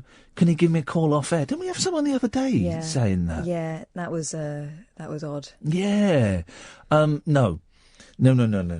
It's a bit inappropriate, isn't it? It's a little bit inappropriate, isn't it? I don't want to be like one of those school teachers that has it off with a 15-year-old, and if it's a bloke with a girl, you're like, oh, that's bad. If it's the woman with the boy, you're like, well, but it's all inappropriate. It's all off limits. Yeah. 16? No. 18. Sixth former would be. Oh, stop it. Hey. Late night, Iain Lee on Talk Radio. We'll get you talking. Let's go, Cisco, down to the disco. Matt! Bonsoir. Quel genre de gâteau? Oh, quel genre? Genre. Ne pas le gâteau, je ne comprends diet. Oh. Il ne mange pas. How about a nice big Victoria sponge, mate? No. Cake box! I want a cake box cake! There's no egg in it! No egg? You don't like an egg? I love an egg. Oh, but not on Twitter. No, not on Twitter. I spent a lot of this evening trying to set up and recalibrate Skype, and I've got about 5 Skype accounts. Yeah, a little bit. I've got about 5 Skype accounts for various, projects I've done in the past. Well, no, not for reasons. No. So there's my private Skype account, which I don't really use, but it's there. Privé. Yeah, but not français, dans Angleterre. Okay. And then I did a podcast called Pocket Radio Show, so I've got one for that. And then I did a show called Pocket TV Show, and then there was something else. So I've got these accounts, and of course I can't remember the login for any of these accounts. I want to log into these accounts and delete them so that my Skype trail is clearer and easier for people to find me. I tell you what they used to have on Skype. They don't have it now. Do you remember they had the button where you could just say, you could set the settings to I'll accept random callers. Yeah. That's really just the pervert bat alarm, isn't it? Should we see if chat roulette's still going? Oh, I've never used that. Oh, it's so horny. If you love dicks. Well, I mean, I'm just a bit more choosy about which ones I'd like to see. Oh, I love chat roulette. I've only done it 3 times. That every time has been on the radio, and it's just been. Right, I'm coming over there. Blokes. It's now saying I've got to download. No, leave that, Mike. Leave that open. Ed, leave that open. I'll be back. I'm not going. It's now saying I've got to download Flash. I've got Flash. Let's just say use. They update Flash about every other day. I think wish nowadays Flash would update it. Here we go. Appropriately, you need Flash for chat roulette. 2,277 people start drawing. Let's preview our webcam. Yes, allow microphone. So where are we? There's us. Right, let's get some dicks. Here we go. Oh, free sign up. I've got to sign up. Oh. What should we call ourselves? Hot Lady 69. Hot Lady 69er. Let's put that email. I'll put that password in because that's the password I always use. Let's get some dicks. Bad username. Oh no space. So Hot Lady 69er is all one word. Hot Lady 69er. Whoop whoop. Email's already registered. All right. Hang on. Have you already used that one? Hang on. That would be the password because that's. Well, I'm glad I called in. Yeah, no, don't worry. It's getting good. Here we go. We're logged in. Let's get some dicks. Here we go. Verify your account. Oh, flipping it. Jeez, I don't. When did they make it all legitimate and stuff? Verify. Enter your phone number. 44. Don't put the 0 on. Yeah. 696969. You got it. Here we go. We're just waiting for a code. It's a lot of effort for some random. We're going to see some great dicks, though. Here we go. 143 is the code. Enter. All right, guys. Let's hit start. Let's go for the dick. Looking for a putt. Yo, baby. Oh, he's gone. Yo, baby. They just drop. Look. As soon as they come up, I'll tell you what we'll do. Let's make this truly interactive. Let's. He's there. Hello. Oh. Hey, man. Can I see your dick? Can I see your dick, please? Mine? Please, may I see your penis? Mine? No, not yours. I'm talking to this guy. No. Well, you have to give me some warning for mine. I have to find it. He's not having any of it. Okay, let's go to the next. Hey, man. Oh, they're really quick. There we go. Looking for a partner. That's a picture. That's not real. That's not a real person. Oh. Hey, man. Can I see your? I called in with a feel-good story, but feel-good has changed its context. Hey! We saw that! I'm trying to get on Periscope so that I can stream it. What? What's that popping out? You see that popping out? Hey! Winkles. Oh, this is absolutely brilliant! Hey! Let us see your penis. Let us see your penis. La la la la la la la la. Hang on a minute. Let me log. I've got to log into the Wi-Fi. Hang on. Your connection limit's been exceeded. You've had 14 connections. Current limit is 5. Too many dicks.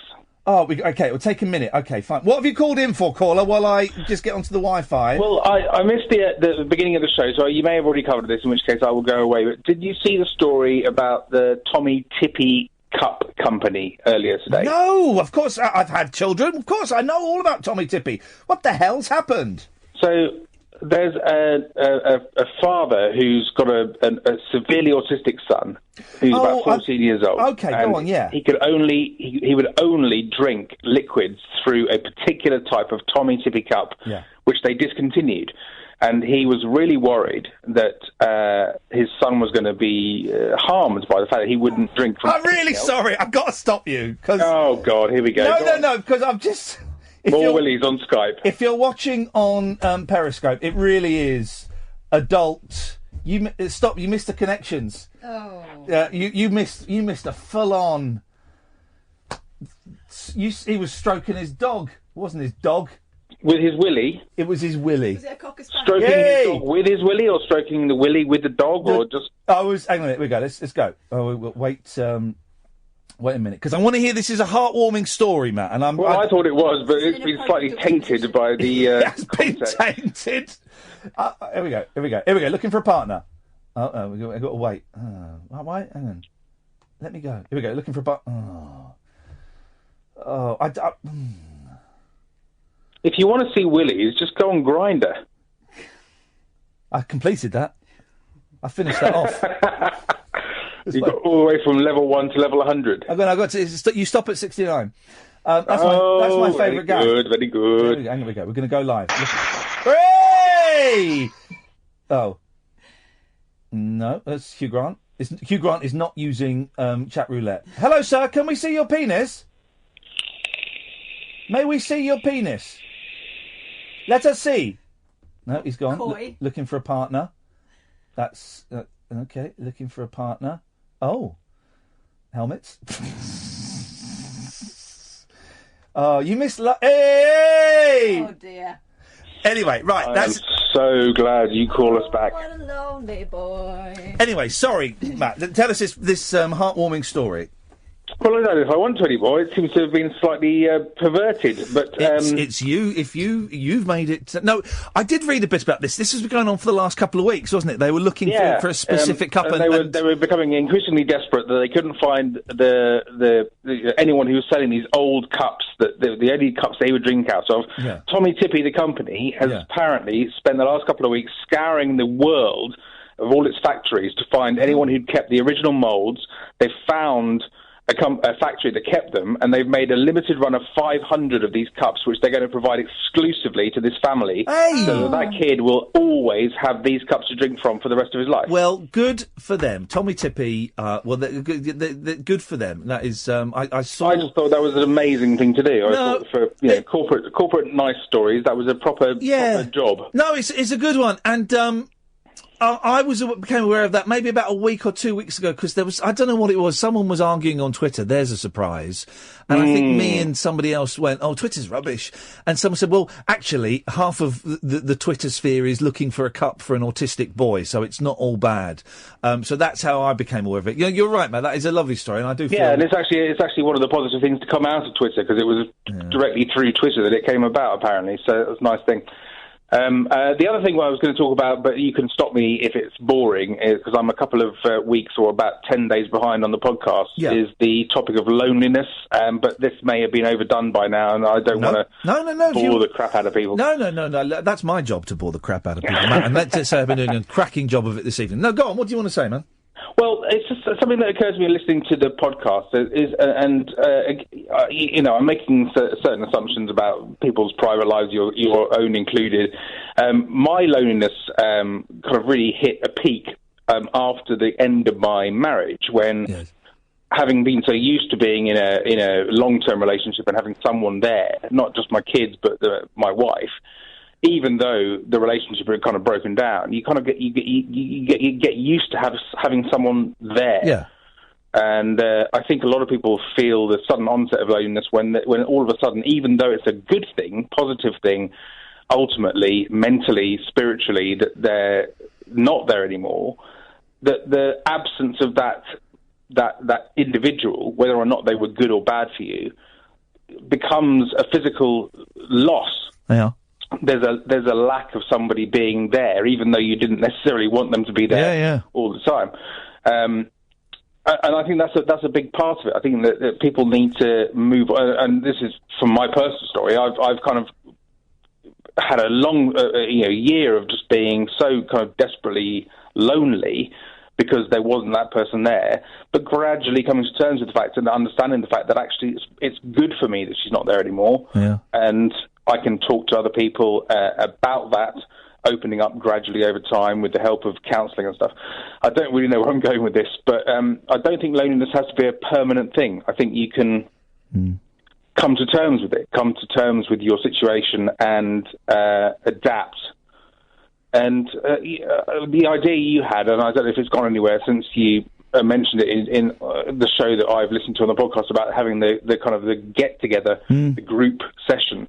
would be a very good thing, but making it more of a kind of a social thing, because I think it's the social element that misses, that people miss. I think it's the fact that you've got so used to being in one particular circumstance with a certain group of friends that when that situation goes away and the friends go with it, that you don't really know how to adapt, you don't really know how to change. But if you could connect with other people in a similar situation who aren't desperately seeking anything, any solace, but are actually at a point where they're just thinking, I'm in a place where I can meet people and talk to people. I think someone mentioned Meetup and social, I can't remember the name of it. There's a Meetup website where you can go to all these social things, and I've been to a load of them and just thought, none of these people here connect with me, and none of these people are my people. If there was a way to meet people who were going through a similar thing but not make it into necessarily a big therapy session, I think that would be a really good idea. So anyway, what I'm basically saying is if you are going to do something like that, I will be fully involved. If it means coming down to London from my solace in the north, then I will do that, and I think it would be a great thing. Nice one, Matt, and I apologise for sullying the start of the call by messing around. You make some excellent points. No, we all like a bit of dick, to a certain extent. But, you're a good man, Matt, and I appreciate what you've got to say. It's you've given me a lot to think about. Thank you, Matt. Keep up the good work. Love you lots. Take care, man. Bye-bye. 0344 499 1000 is the telephone number if you want to give us a call. You're more than welcome. Let me just quickly look so I can see some more dicks. Hey! Hello, sir. Hey, Sacha Baron Cohen. Hey, Sacha. Hello, can I see your winkle? Hello? No, he's gone. Yeah, let me see it, baby! I've got one! Let's go to the ads. Late night, Iain Lee on Talk Radio. We have ways of making you talk. Plenty of that guitar.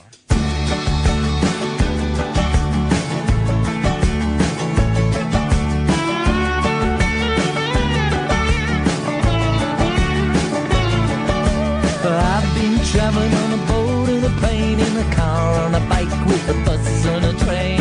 Traveling there, traveling here, everywhere, in every gear. But oh Lord, we pay the price with the spin of a wheel, with the roll of the dice. Ah yeah, you pay your fare, and if you don't know where you're going, any road will take you there.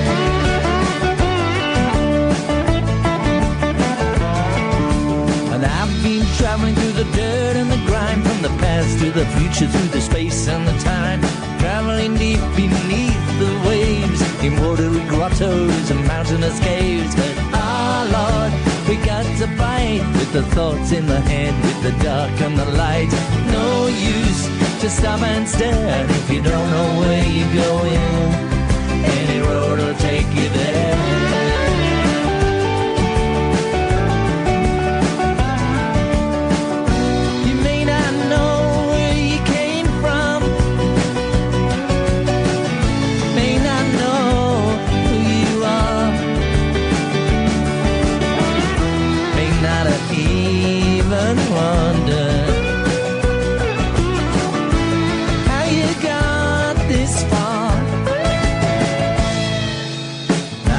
Traveling on a wing and a prayer, by the skin of my teeth, by the breath of her hair. Traveling where the fall winds blow, with the sun on my face, in the ice and the snow. But ooh, it's a game. Sometimes you're cool, sometimes you're lame. Oh yeah, it's somewhere if you don't know where you're going. Any road will take you there.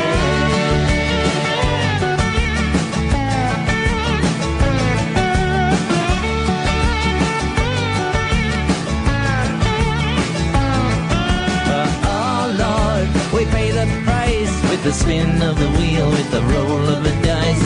Ah yeah, you pay your fare if you don't know where you're going. Any road will take you there.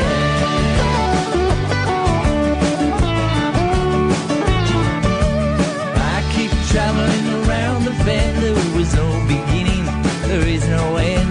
It wasn't born and never dies. There are no edges, there is no sides. Yeah, you just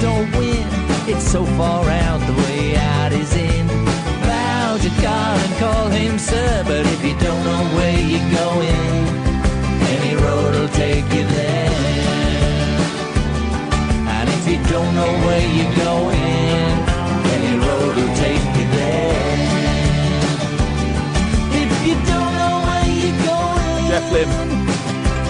any road will take you there.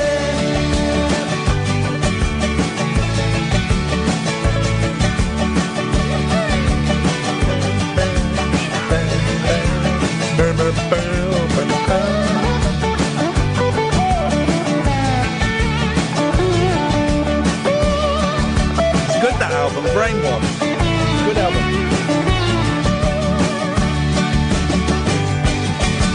Despite the fact it's produced by Jeff Lynne, who ruined anything to do with the Beatles. It's a good album, that Brainwash. Danny finished it after he died. It's good. It's good. I like that record. 0344 490 1000. Ross Carl, I'll come to you in a minute. I just want to. There's some pressing stories in the paper that have to be addressed. The primary one is lovely picture of Wayne Rooney. Football career's over. He's had it. He's finished. He's washed up. Imagine that. He's 31 years old and he's washed up. He's finished. Imagine what that must feel like. I mean, it's made slightly easier. By the money. Yeah, by the money. And he's married to Colleen Nolan, isn't he, or something? Rooney. Well, yeah, she changed her name when they got married. And he's, you know, he's had sex with old prostitutes. That's fine. That is fine. But there's a nice picture of him spinning one of his kids around in like about the arms. The dad spinning it around, right? And he's got a beard. Rooney's got a beard and stuff. The thing about the story is, I don't understand Wayne Rooney's beard or hair. Right. I can't make head and a tail of them. You know, there was your computer. You get the different types of action men, and there was normal action man, Yeah. and then there was Eagle Eyes. Eagle Eyes With the knob in the back. Yeah. Oh, no, you could... No, that was a Bionic Man. Yeah, you you could could look peek through. through his Bionic Man, you face. could peek through. Eagle Eyes had the knob. You can move his eyes. And then there was like a Commando one that had the beard and the hair. And I used to hate the hair on Action Men. It was, well, that's what that looks like, because his hair is done by, that's plugs, isn't it? It's on his head, yeah. I don't think his beard will be. No, but none of it. Let's see. None of it makes any sense. Too plush. None of it makes any sense to my eyes. He's done a dealie on the beard, hasn't he? He looks like he's dyed it. Do you think he's dyed it? Gaunty's got a beard now. I know. And I think it looks... I think it looks all right. He looks a lot better for it. Good Yeah. for him. Good Yeah. for him. I've got a beard now. Yeah. Everyone's got a beard. I haven't. Well, there's a little bit of Fluffington there. That's good for those in the know. Do you know what I mean about his? Sorry, I can hear when you mouth things. I think you were being a bit rude about my Fluffington. On your face. But do you know what I mean? Do you see what I mean? About neither his hair nor his beard look convincing. Well, you know why? Because he's done He's done a funny kind of grading thing with his hair. Right. So he's faded it out on his sideys. Yeah. And then it's coming in strong again for the beard. Make a decision, Wayne. Love, sex, intelligence. Coming through in the deep things you do to me, etc. But you know, fair play. Do you know what I thought they were singing in that song? Love, sex, and Janet Jackson. Yeah. So did I. Yeah, isn't that funny? Yeah. And only recently I found out that it was Nothing to do with her. It was a brainy girl he was banging. Yeah. Banging. What a terrible phrase. Anyway, have you? Thank you very much indeed. There you go. Let's go to Kyle. Yes, Kyle. Evening, you all right? I'm all right, Kyle. What you got for us? Well, I was going to say, did you pick the George Harrison track? Because I'm a big Beatles fan, and I couldn't pick three. Well, I did. Well, no, but were they your three favourites, or the first three that came up on your system? Up your backside. No, they were they were representative. Well, I was going to say of different periods of career, but Wow, of course, was on the same record as the first one. I would say that they are my three favourite George Harrison tracks. Oh, okay. No, I was just asking. I also like Horse to the Water. Yeah, that's good. It was close between the Horse to the Water and that last one there, but I went for that because I think Brainwashed is it's a solid album. It's a good album. It's not brilliant. It's a good album, and it gets overlooked in the George Harrison canon. So that's why I went for that. It's Horse to Water isn't on that, is it? That's on Jules Holland album. Yes. Yeah. The kid plays piano. Yeah. Excuse me. And the other couple of bits was. I've seen on Twitter, I've been keeping an eye on it, and am I allowed to ring you now? Because I'm not depressive, I'm not alcoholic, I'm a moron, I'll give you that. But am I allowed to ring in anymore, or have I got a ban? Or Why would you have a ban? No, because that person on Twitter was saying your show is now for depressive. Oh, no, don't ignore. He's an idiot I blocked on Twitter, don't worry about that. All right, okay. And the other thing I was going to say... I told someone to F off and then blocked him. It felt wonderful. It felt marvellous. It's a good feeling, isn't it? Yeah. And the other thing was the chat roulette is me, and this sounds really dodgy, but stick with it. So me and X thought we're going to have a look at this chat roulette. Kevin was talking about it, big thing. And it is mainly people playing with their, let's be honest, penises. It's all that. It's all that tonight. Yeah. But what are they not still... I mean, chat roulette was, 10 years ago? They're not still expecting to see actual, genuine women on there, he said, realising that we have a caller to this show who regularly thinks he talks to Miley Cyrus and Lindsay Lohan. So people will think anything. And here's the thing: maybe they were gay men. Yeah. Maybe they were gay men, and they, maybe that they was were in the right place in that case. Yeah, exactly. Well, no, the strange thing for me was because we were sat flicking through. Sounds bad, but there was one woman, and she was like a Japanese girl, and she was so genuine and really sweet, and there wasn't any, nutty behaviour going on. And she actually sort of said, I do this. And she was drawing sort of, is it called kanji? Yeah. The Japanese writing. Yeah. And she was just sat drawing it for ages. And she was talking, and she said, I do this. Obviously not to see the rudy bits, but it was like just to learn English properly. So if you talk, or and there wasn't anything sleazy or mucky in it. And that was brilliant. And I thought that's what chat roulette should be. Not like people waving the wangers about. You old hippie. For goodness sakes, there are plenty of places where you can go and talk to people without having your wanger out. Chat roulette. Let's keep chat roulette. I mean, they've changed it so that you can't do more than 6 shuffles. Do you want to rephrase that? Nope. Before you get locked out for a minute, which I think is... cool down time. Yeah, I think that's... Are you sticking it on again before the end of the evening? Nope, Carl, that's it. It's done. It's dusted. Russ! Sorry? Hey up, you're right. Are you on speakerphone? I was just listening on speakerphone, mate. Okay. Waiting. Have you ever been on chat roulette, Russ? No. Don't know that one. Never heard of it. Never heard of it. Okay. All right. Okay. I heard of Titty Bang Bang. Do you remember that? Titty Bang Bang? Yeah, it was a comedy sketch show. Yeah, I was in it. Well, yeah? Yeah. I was in series 3. Oh, no. Ian, I don't believe you. You tell me all kinds of crap you do. I was in series 3. It was Bob Mortimer wrote and directed it, and he's a friend of mine, and he knew that I was. He thinks I'm funny, surprisingly, and I was in it. I was a vampire in one episode, and I had a lovely portrait of me as a vampire, which I kept in the loft, and then I got rid of. I wish I'd kept that, because the kids would love that, but I don't have it. I was a vampire. I was also on, they did a Dragon's Den spoof. Rhys Thomas was in it, who's been on this show. And Rhys Thomas does a brilliant impression of the wonky-eyed fella who hosts Dragon's Den. Yeah, are you disappointed? Yeah, you're disappointed. Because you go on and you get shot by an arrow when they all voted you out or something. So yeah, I was in maybe about 4 or 5 sketches of in the 3rd series of that. Oh, that's mad, that, is it? Yes. I don't remember that. No, I wasn't in it a lot. I didn't remember you being in it a lot. Wasn't in it a lot at all. I wasn't very good, but it was fun, that. Anyway, nice one. What you got?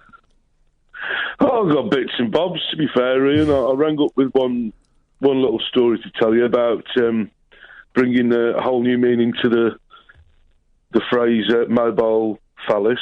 But I was also going to tell you, I've got a lovely big, fat, homemade coffee and walnut cake.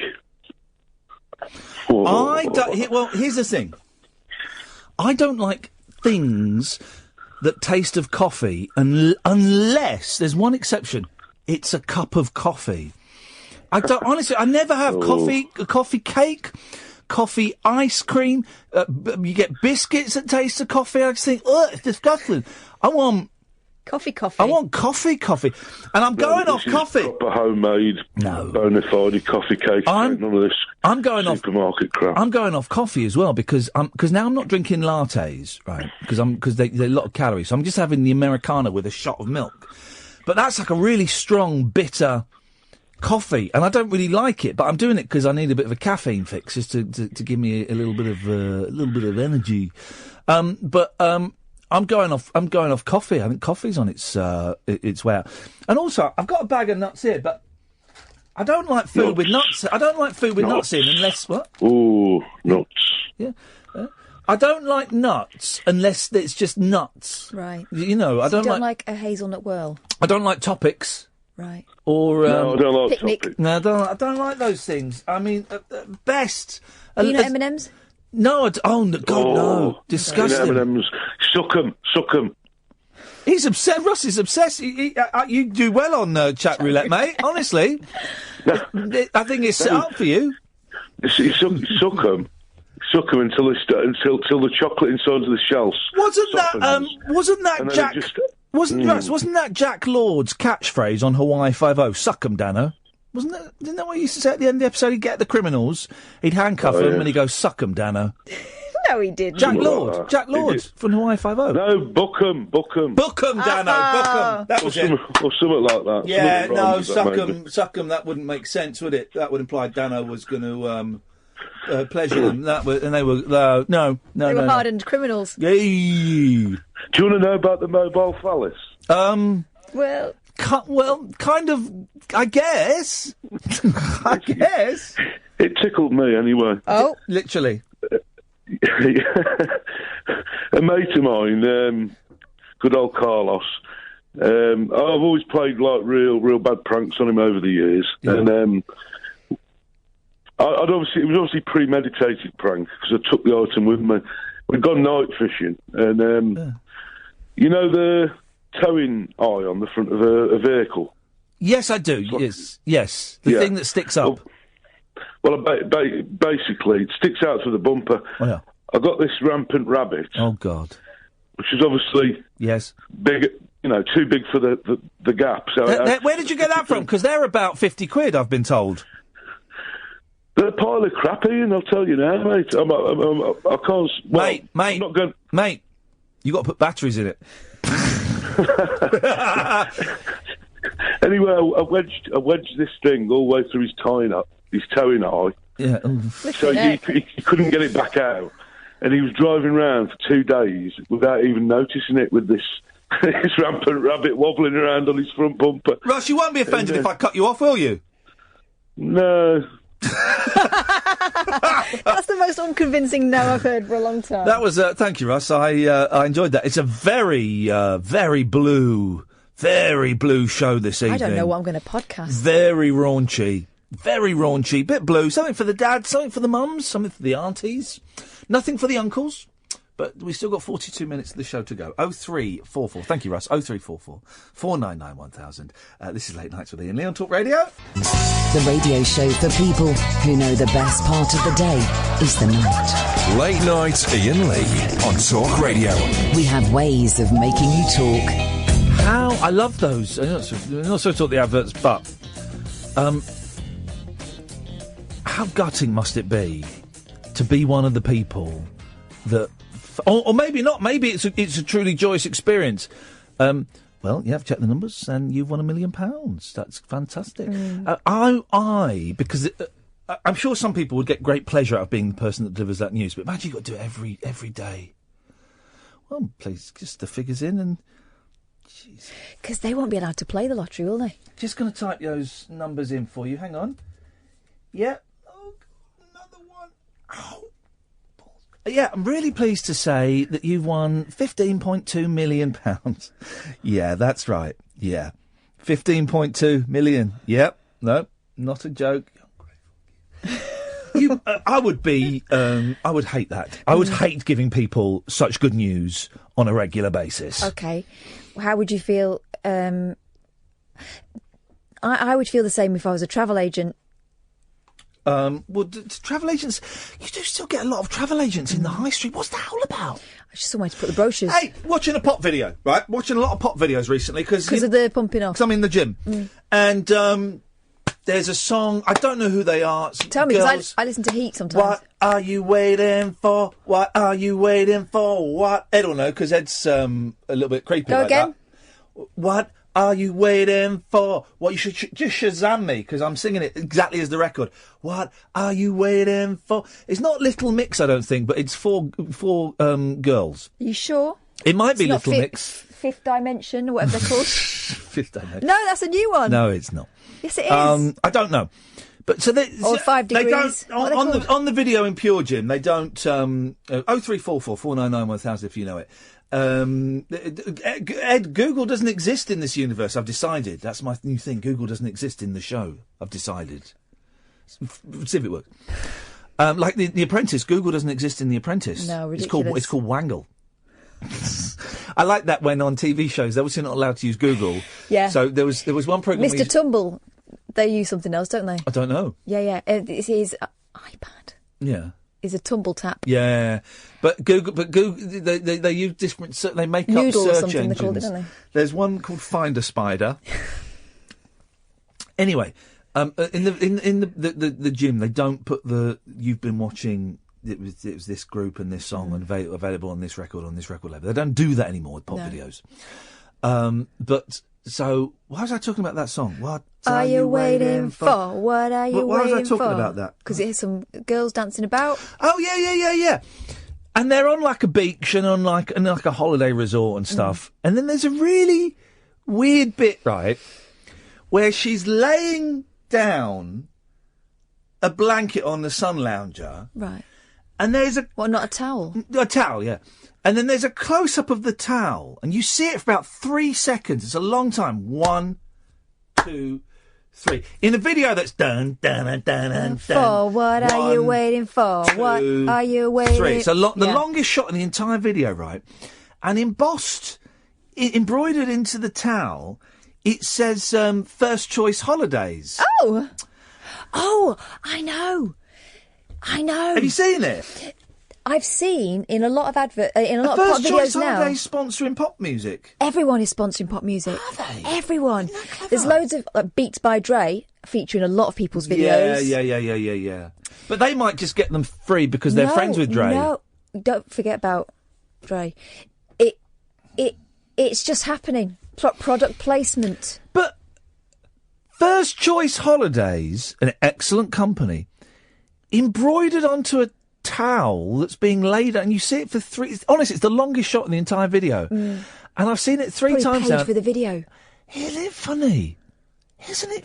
I mean, fair play to them. There's a brilliant sketch in the Wayne's World film where they took, I would never sell out. Yeah, Domino's pizza box opening up, and he's all of that, which is very, very funny. But they do that in Bond as well, don't they? With the watches and the cars.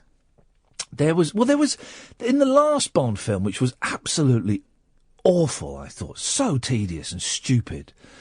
I'd seen a bit of it before, and I just thought it was, sometimes they film adverts on set, and it's him with the young lad who's the new Q, and he's going, and your car fires guns, and this pen fires guns, and this is your whatever, Seiko. Pristine T2000 watch. He puts it on. He says, "And what does this Seiko watch do? It tells the time, Bond." And that was shown as like an advert. But then that scene is actually in the film. Yeah. What does this Seiko T1000 watch do? Well, the Seiko T1000, it tells the time, James. It's in the film. What the hell is that all about? Money. I wish. I'm a big fan of Doctor Who, right? And not so much the modern ones. I enjoyed the Eccleston. I like David Tennant. I liked a bit of Tennant. I didn't watch them all, and then I stopped when the boy took over, and I've not watched The Old Man. But I've always liked, my favourite thing, ever since I was a child, when I first saw the Three Doctors, is when the Doctors get together and they hang out. Now, the Three Doctors, it was Patrick Troughton and John Pertwee, and it's William Hartnell, but William Hartnell was too ill, so he just appeared on the monitor, kind of floating in this thing. And then there was the Five Doctors that Tom Baker wasn't in. It was outtakes from a show called Sharda. And then there was the Two Doctors, which was bizarrely Colin Baker and Patrick Troughton. It was quite boring. It was set in Spain. I'm quite geeky about all this. I love it.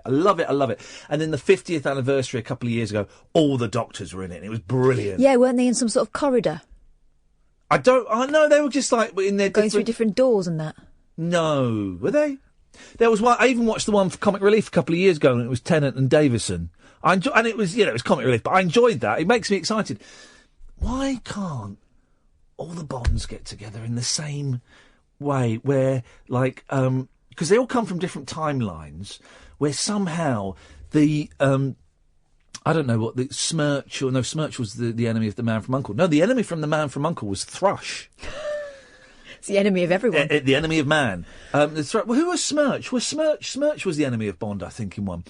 Blofeld. Yeah, Blofeld, I think, worked for Smirch. Did he? I've got a story about the James Bond film, actually. I remembered. This is something we've touched on before. But why can't... You want Smirch to invent some sort of time machine? No, not a time machine. The interdimensional thing. So all the Bonds end up in the same film. That would be so good. It'd be mayhem, wouldn't it? Oh, it would be brilliant. No woman would be safe. From gun or penis. All of them will be out. Well, you get one, then you get the other. If James Bond falls for you, you're dead meat. All the Bonds have sex with one lady at the same time. I think that's been done. When? Like in spin-off films that you can get on the internet. All of them. Imagine. So you've got... Are they all alive? Are they all... Let's go through them. Lazenby's not. Is Lazenby dead? I think so. Yeah, I think he died. He went to Hong Kong and made some low-budget karate films. All right, he doesn't matter.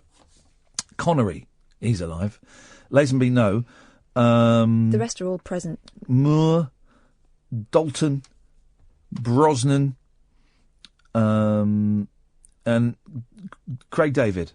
All the Bonds just really sorting out pussy galore. Plenty O'Toole. Big Tit O'Hara. That wasn't a thing. I once... Fanny Craddock. I once went to a party at university. Oh, yeah! Come on, Kath! And it was a James Bond themed party, and we were all dressed up and stuff. And pussy galore? No. I had they had this like booth thing where you could go and have your face superimposed on a Bond. You're obsessed with glory holes. No, you could have your face superimposed into this. This was like the dawn of digital photography and how they could like Photoshop you. on it. Anyway, so they Photoshopped me onto Plenty O'Toole. And I took the photo home and showed my dad, and she's got her knockers are pretty much out. Yeah. My dad took one look at it and went, "Did you do something different with your hair?" Well, I'm talking. They're like as big as my head. Dad. But men don't understand breasts because you women can do all kinds of things to make them small, big. You can do all kinds of things. I shouldn't have chosen that moment to put some raisins in my mouth, but. You can do you've got all kind of horseplay. Yeah, you've got all kinds of tricks up your sleeve. Well, not up the sleeve. Well, I've never done the chicken fillets thing. Anyway, there's a story in the Daily Mail. This is a recurring theme of the show. You'll like this. Oh, let's take a break. I'll do it after this. Late night, Iain Lee on Talk Radio. We'll get you talking. Right. Knick Knack, the Tiny Lothario. What? I don't want to hear this story.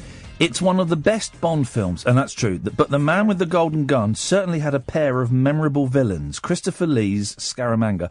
I've sat next to Christopher Lee in Pakistan while he talked about playing Scaramanga.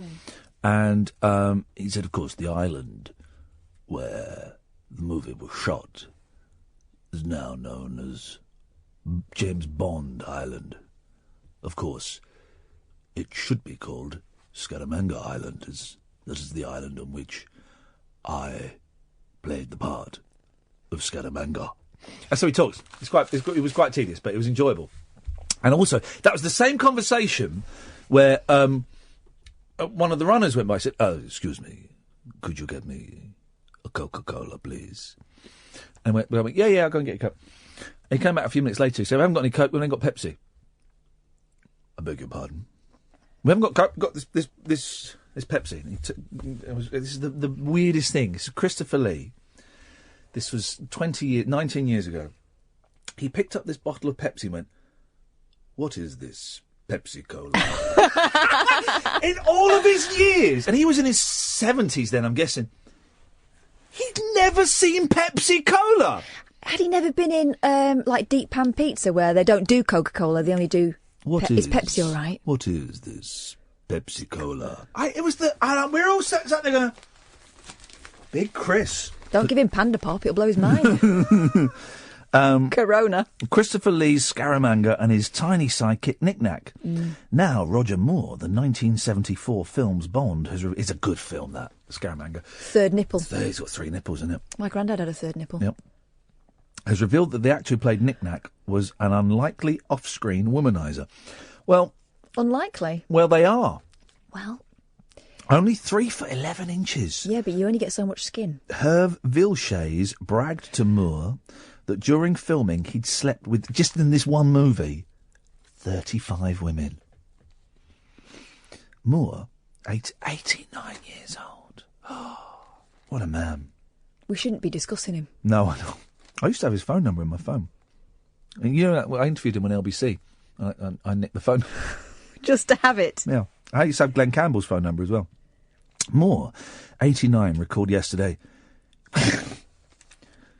he was a sex maniac. That's quite good. That's not bad, is it? That did a little thing then. He was a sex maniac. He had a lust for ladies. Unnatural. When we were in Hong Kong, he would find girls in girly clubs and go with a flashlight. You, not you. Moore said that when the cast and crew were leaving Bangkok, he asked Villechaize how many women he had slept with since they arrived in the Far East. Well... He told me 35. I told him that did not count, as he'd paid for them. Exactly.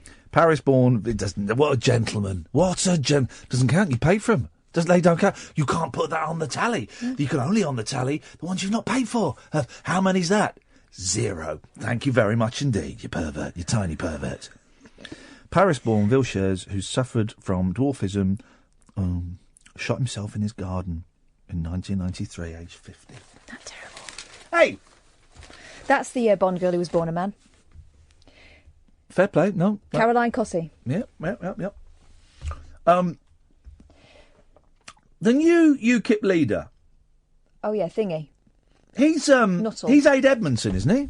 He's Aid Edmondson doing a character, isn't he? Or Harry Hill. He looks like my uncle Uncle Don. Probably shares the same politics as my Uncle Don. So maybe it is. I should probably get in touch with my Uncle Don and see what the hell is going on there with him. Maybe we just wait until there's a phone call. Because the people think that we're having... Oh, Lazenby is alive. What? So Lazenby is alive. Well, this is great. Then. That means that all the Bonds, the movie Bonds, we're not talking the Barry, the first guy that played Barry somebody, and of course Bob Holness. We're not talking those guys. Bob Holness isn't with us now, is he? No. We're not talking those guys. We're talking just the movie Bonds, guys. Just the movie Bonds. Wouldn't it be amazing if Smirch created an interdimensional thing and all the Bonds could get together? I would literally wet my pants with joy. The thought, that would be such a good film. It'd be such a good film, wouldn't it? Love it. Maybe we just wait. The thing is, if we wait for a phone call and we don't get a phone call... Could be quiet.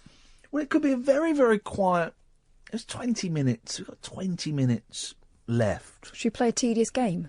No, but I do... It's interesting because I invited you in for the whole show because I was just testing a little theory in my head.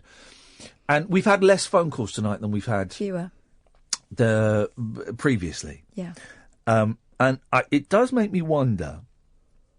Listen to Julia Hartley-Brewer's fiery Brexit clash. No, thanks. It does. I've often thought that when it's the two of us in here, are people less likely to call in, and it would seem to be the case. So, get out. No, don't. I don't. I don't know. Just what have I written here? Oh, let me see what I've written here. Down here. I haven't seen any of I'm a Celebrity. Oh, here we go. Justin Toper. Justin Bullshine, more like. Now, here's the thing.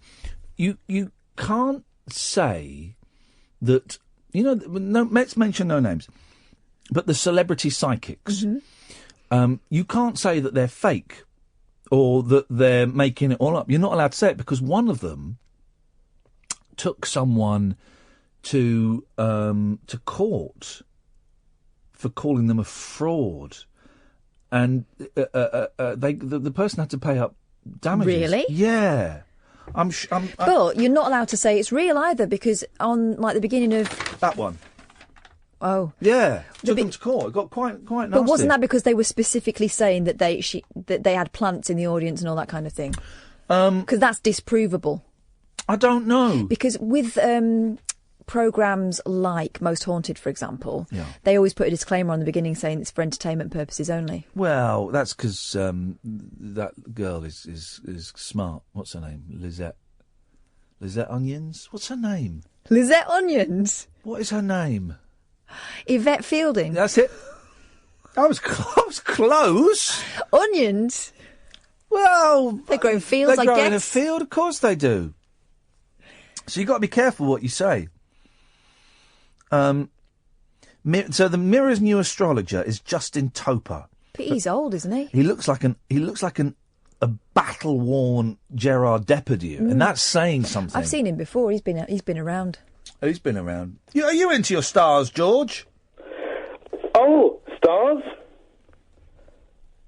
Hello? Yes, are you into your stars, George? Hey, well, oh gosh, you know what? I like to wander about and have a look at them. I used to get very excited because when I was walking home, I could see the end of the plough, and I knew if I could see the plough, I was on the way home. Here's the thing. I've had people point out the bear and the plough and the crab and all of that stuff. Yeah. And I can't see it. And I know you've got to fill in quite a lot of the blanks yourself, because I've seen the pictures, and I can't see it. I just see lights. They're very vague, aren't they? They're really, really vague. Who was the first... Copernicus? Was he one of the first people to come up with it? He probably was, wasn't he? Probably. Probably the first person who could publish a book or a leaflet. Probably got the got the credit for people. Is it Native Americans? Well, I don't. Did they publish leaflets, the Native Americans? I don't know if they were that big on the pamphlets. It'd have been the Greeks. I don't know. And it's all navigation, isn't it? And they were doing stuff. I know the Vikings used to. They got to America very early, didn't they? Isn't it? If you want to feel insignificant and small, go and sit on the beach when you're having a nice, hot, sunny holiday. Go on the beach one night when everyone else has gone to bed and you can't sleep. You go for a little walk along the beach and sit on a deck chair or lie on the beach and look at the stars from the darkness. Man alive! There are so many stars! There are so many stars! We're nothing. Haven't they? And I always used to imagine... You can very easily see why people used to think that the Earth was in the middle and it was just a huge thing, because it genuinely looks like a lovely pitch black velvet dome over the top with little pinpricks over there, doesn't it? It's incredible. We're nothing. We're literally... we're nothing, man. We're nothing. None of this matters. We're insignificant. But also, you'd think all that out there, and there's us, this little tiny, very special place. That makes us terribly special. Well, that's an interesting way of looking at it. But there have to be There has to be life out there, doesn't there? Yeah, well... There has to be. One interesting thing, the Egyptians used to think their gods were made of metal because asteroids used to shoot to Earth in the Egyptian desert. They'd go out and find these asteroids and they'd be made of metal. And they thought that as they shot through the sky, that was sort of ejaculate. Oh, God. Metal Spaff. Great name for a band, guys. Metal Spaff. Yeah, and so they thought, so they used to think they were made of, lovely metal gods. While I'm reminded, George, just let me sidetrack for 1 second. I've spoken to Professor Joe Lavens, who's a science, space and UFO expert. He's busy this week, but next week he's going to come on and talk to us about hybrid babies and all manner of things. What did you call in for, George? Oh, hi, yeah. I spoke to you a couple of weeks ago. I've just finished making up my lunchbox for my wife and me. Oh, this is George who's going to be doing... Now, are you at the Christmas show or the February show? February. February. What's in your lunchbox for tomorrow? Oh, my days. Chicken shawarma, bit of salad, bit of coleslaw, and a Scotch egg. Is it homemade coleslaw? Pardon? Is it homemade coleslaw? You know what? I'd love to say it was. It isn't. You slacker. There's a little down the road. You absolutely... Actually, the best coleslaw, and they also do the best potato salad, right? And you can get it in the double pots. Marks and Spencer's. Yes. Oh, I don't know. It's the mayonnaise. I don't know what they do, but the potatoes are entire, aren't they? Oh, the bars, that's honestly, it's the best. I have been known to go home after this show, open the fridge, and go, "Oh, we've got a Marks and Spencer's split pot of coleslaw and potato," and devour the entire thing. And I never used to like potato salad, but that stuff is something else. It's magical. Okay, lovely. Oh, good for you, George. Good for you. How's everything going? All right. Yeah, all right. Not too bad. I'm trying to think of things to tell you there. I just wanted to phone up. I heard you didn't have anyone phoning in. No, but you don't listen. You don't have to think of anything. We've had a really interesting conversation about gods ejaculating. You know, yeah. Well, it's one of these things that you read it online. Is it true? I've no idea, but it's fascinating, isn't it? Wonderful stuff. I would love. This is the thing I want to do. I want to go into a pyramid, like proper pyramid, and go through all the secret tunnels. Oh my gosh! You've just reminded me. There's somewhere in London. Yes. Completely forgotten where it is. My phone's in my pocket. I could tell you straight away. But there's this. There is a tomb in a London cemetery where people reckon is either it's like a portal to. I've heard about this. It's a time machine. Yeah. Yeah. What is that? Because someone sent me a link and I couldn't be bothered to open it because I don't really open links. But what was it? Oh my God! Sorry, I don't want to swear. I genuinely can't find it right now, George. But it's. I'm sure it might be. It could be part of my talk. That'd be good. But there was, this guy who was absolutely obsessed with Egypt and Egyptology, and it's all aligned with ley lines and stars, as we were talking about. And the guy who is this distant relation, he learned about 5-10 years ago that it was his family tomb. They've lost the bronze key that would open it up. And he was doing all sorts of fundraising to try and get people to raise money to open the lock and get inside and travel through time. Wow. Yeah, and it could be also there. There was actually I was trying to read it today, and it was locked on. I think the Guardian website where you have to pay a bit of money. Paywall. So I got halfway through, and that was George, listen, thank you. This is the joy of it. Thank you, George. You've proved perfectly. You don't need to have anything to say. We just had 10 minutes there. Getting quite excited about metal gods and time portals. Thank you, George. 0344 499 1000. This is Talk Radio. Late night Iain Lee. Unfiltered night talk with the original king of unconventional conversation on Talk Radio. We have ways of making you talk. Right, suddenly we're near the end of the show.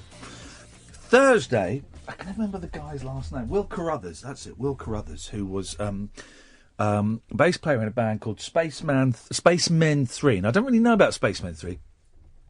Should we just pick a Spacemen 3 track at random? Yeah. And hope it's not sweary. Oh, Spaceman. I'm told they're very good. Let's try this. Let's try this one. This is gonna be druggy music.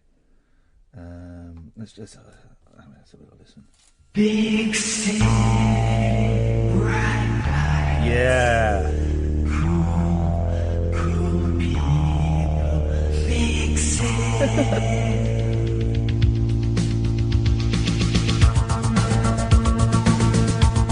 So it's druggy. They then kind of went off and became spiritualised. So I played to you. Yeah. You didn't like, but I like spiritualised a lot. That's another kind of, Yeah. Oh, it was stoner music. But trippy kind of music. I liked it a lot. Spiritualised. Anyway, he's written this brilliant book called "Playing the Bass with Three Hands," about being in these groups and about basically having no money at all, and he thinks he's going to get like a big paycheck. And you shouldn't laugh. He's done all his touring and they've recorded a couple of albums and stuff. And he's the bass player. He's not the main songwriter, but he thinks he's going to get, they're doing quite well. Spaceman 3 were kind of middling.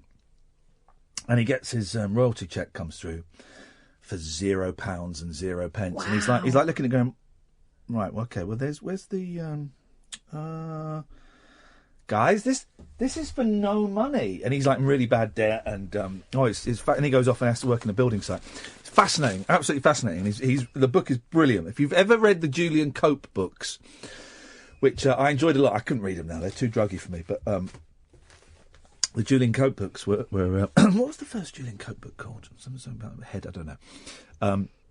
They're very similar to that, and I told him that, and he took it as a great compliment. So that was. So we're going to talk to him. Well, he's coming on Thursday. Brilliant. Next Tuesday, we've got a guy who's written a book about Stephen Stills, who I'm a big fan of, from the Buffalo Springfield and Crosby, Stills, Nash and Young. And there is a chance, a really slim chance, that we might get Steve Jones of the Sex Pistols, the guitarist in the Sex Pistols, and we might get Robbie Robertson from the band. We might do, but I think I've got in touch with the publishers, and they've not said no. They've said I've kind of got to them just a little bit too late, and I kind of missed the interview schedule. But then she said, "Would you be okay if we did manage to get them to do it on the phone?" I went, "Yeah, yeah. We do it on the phone anytime you want." And I've sent her a couple of. She wanted to hear the Mike Love and the John Lydon interview. So fingers crossed. Okay. Robbie Robertson would be. Tony Robinson as well. Tony Robinson, that's happening as well, isn't it? Yeah. And Pamela Des Barres. Yeah, but she's gone quiet. So she said to me that they're relaunching it next year. Maybe that's why she's gone She said, should we hold... She said, I'd love to do it. Maybe it'd be better if we waited then. I went, we could do it twice. I was trying to find my copy of her book and I couldn't find it. So maybe it's not meant to be. Well, we'll see. Who's coming on tomorrow? It's the professional bridesmaid. Well. Yeah. Always the bridesmaid. Yeah, and she loves it. She'll also propose to your girlfriend for you. That's weird. Yeah, I'm not sure I'd accept a proposal with an intermediary. No. That's a bad precedent, isn't it? And also, she's quite hot. Well. So, what if you fell in love with the bridesmaid, with her? And that happens. Yeah. I saw it in a documentary once. Rashid! Iain, Kath! Yo. What? Rashid, you got a minute, 'cause I want to squeeze Ray in as well. What you got? You got to squeeze somebody in? Okay. I was going to say, man, Michael Jackson came to the country, first time he came to the country in 1978, in the winter. It was takers like this. First thing he said was, hee hee, hoo, and he went back home. And then what happened? Now, Rashid, do you think that call was up to the standard of this show? I enjoyed it. I don't care about anybody else. Okay, that's fair enough. Ray! Hip, hip, hip. Hip, hip, hip. Rice cake, please. Thank you very much indeed. Anyway, I got my first iPhone last week, believe it or not, after 9 years of never having one. I hope you're doing them in order and got the iPhone 1. No, I got the 3GS. I don't know what that means. Is that the third one? Anyway, the first app I installed on it was the, you might remember, the old Iain Lee iPhone app. And can you still get that? No, it's not on the iTunes anymore, but I managed to save a copy. Oh, look at you. I haven't got it on my phone anymore. It kind of auto-deleted off my phone. I had an app. Yeah, so, if anyone wants it, it's got the Vinny soundboard and the Andre soundboard. I wouldn't mind a copy of that, but actually I can't be bothered. No? No, well, it sounds complicated. It's a journey back in time. There we go. Well, thank you, Ray, for that. We are out of time, Ray. You mentioned the word time. It's interesting because time is now a Guinness. And so, on that note, we end. I would give tonight's show 5.5 out of 20. Back tonight at 10. Thank you, Edward. Thank you, Catherine. And until we speak again, ta-ta. Talk Radio. Digital debate for the UK. Talk Radio. We'll get you talking.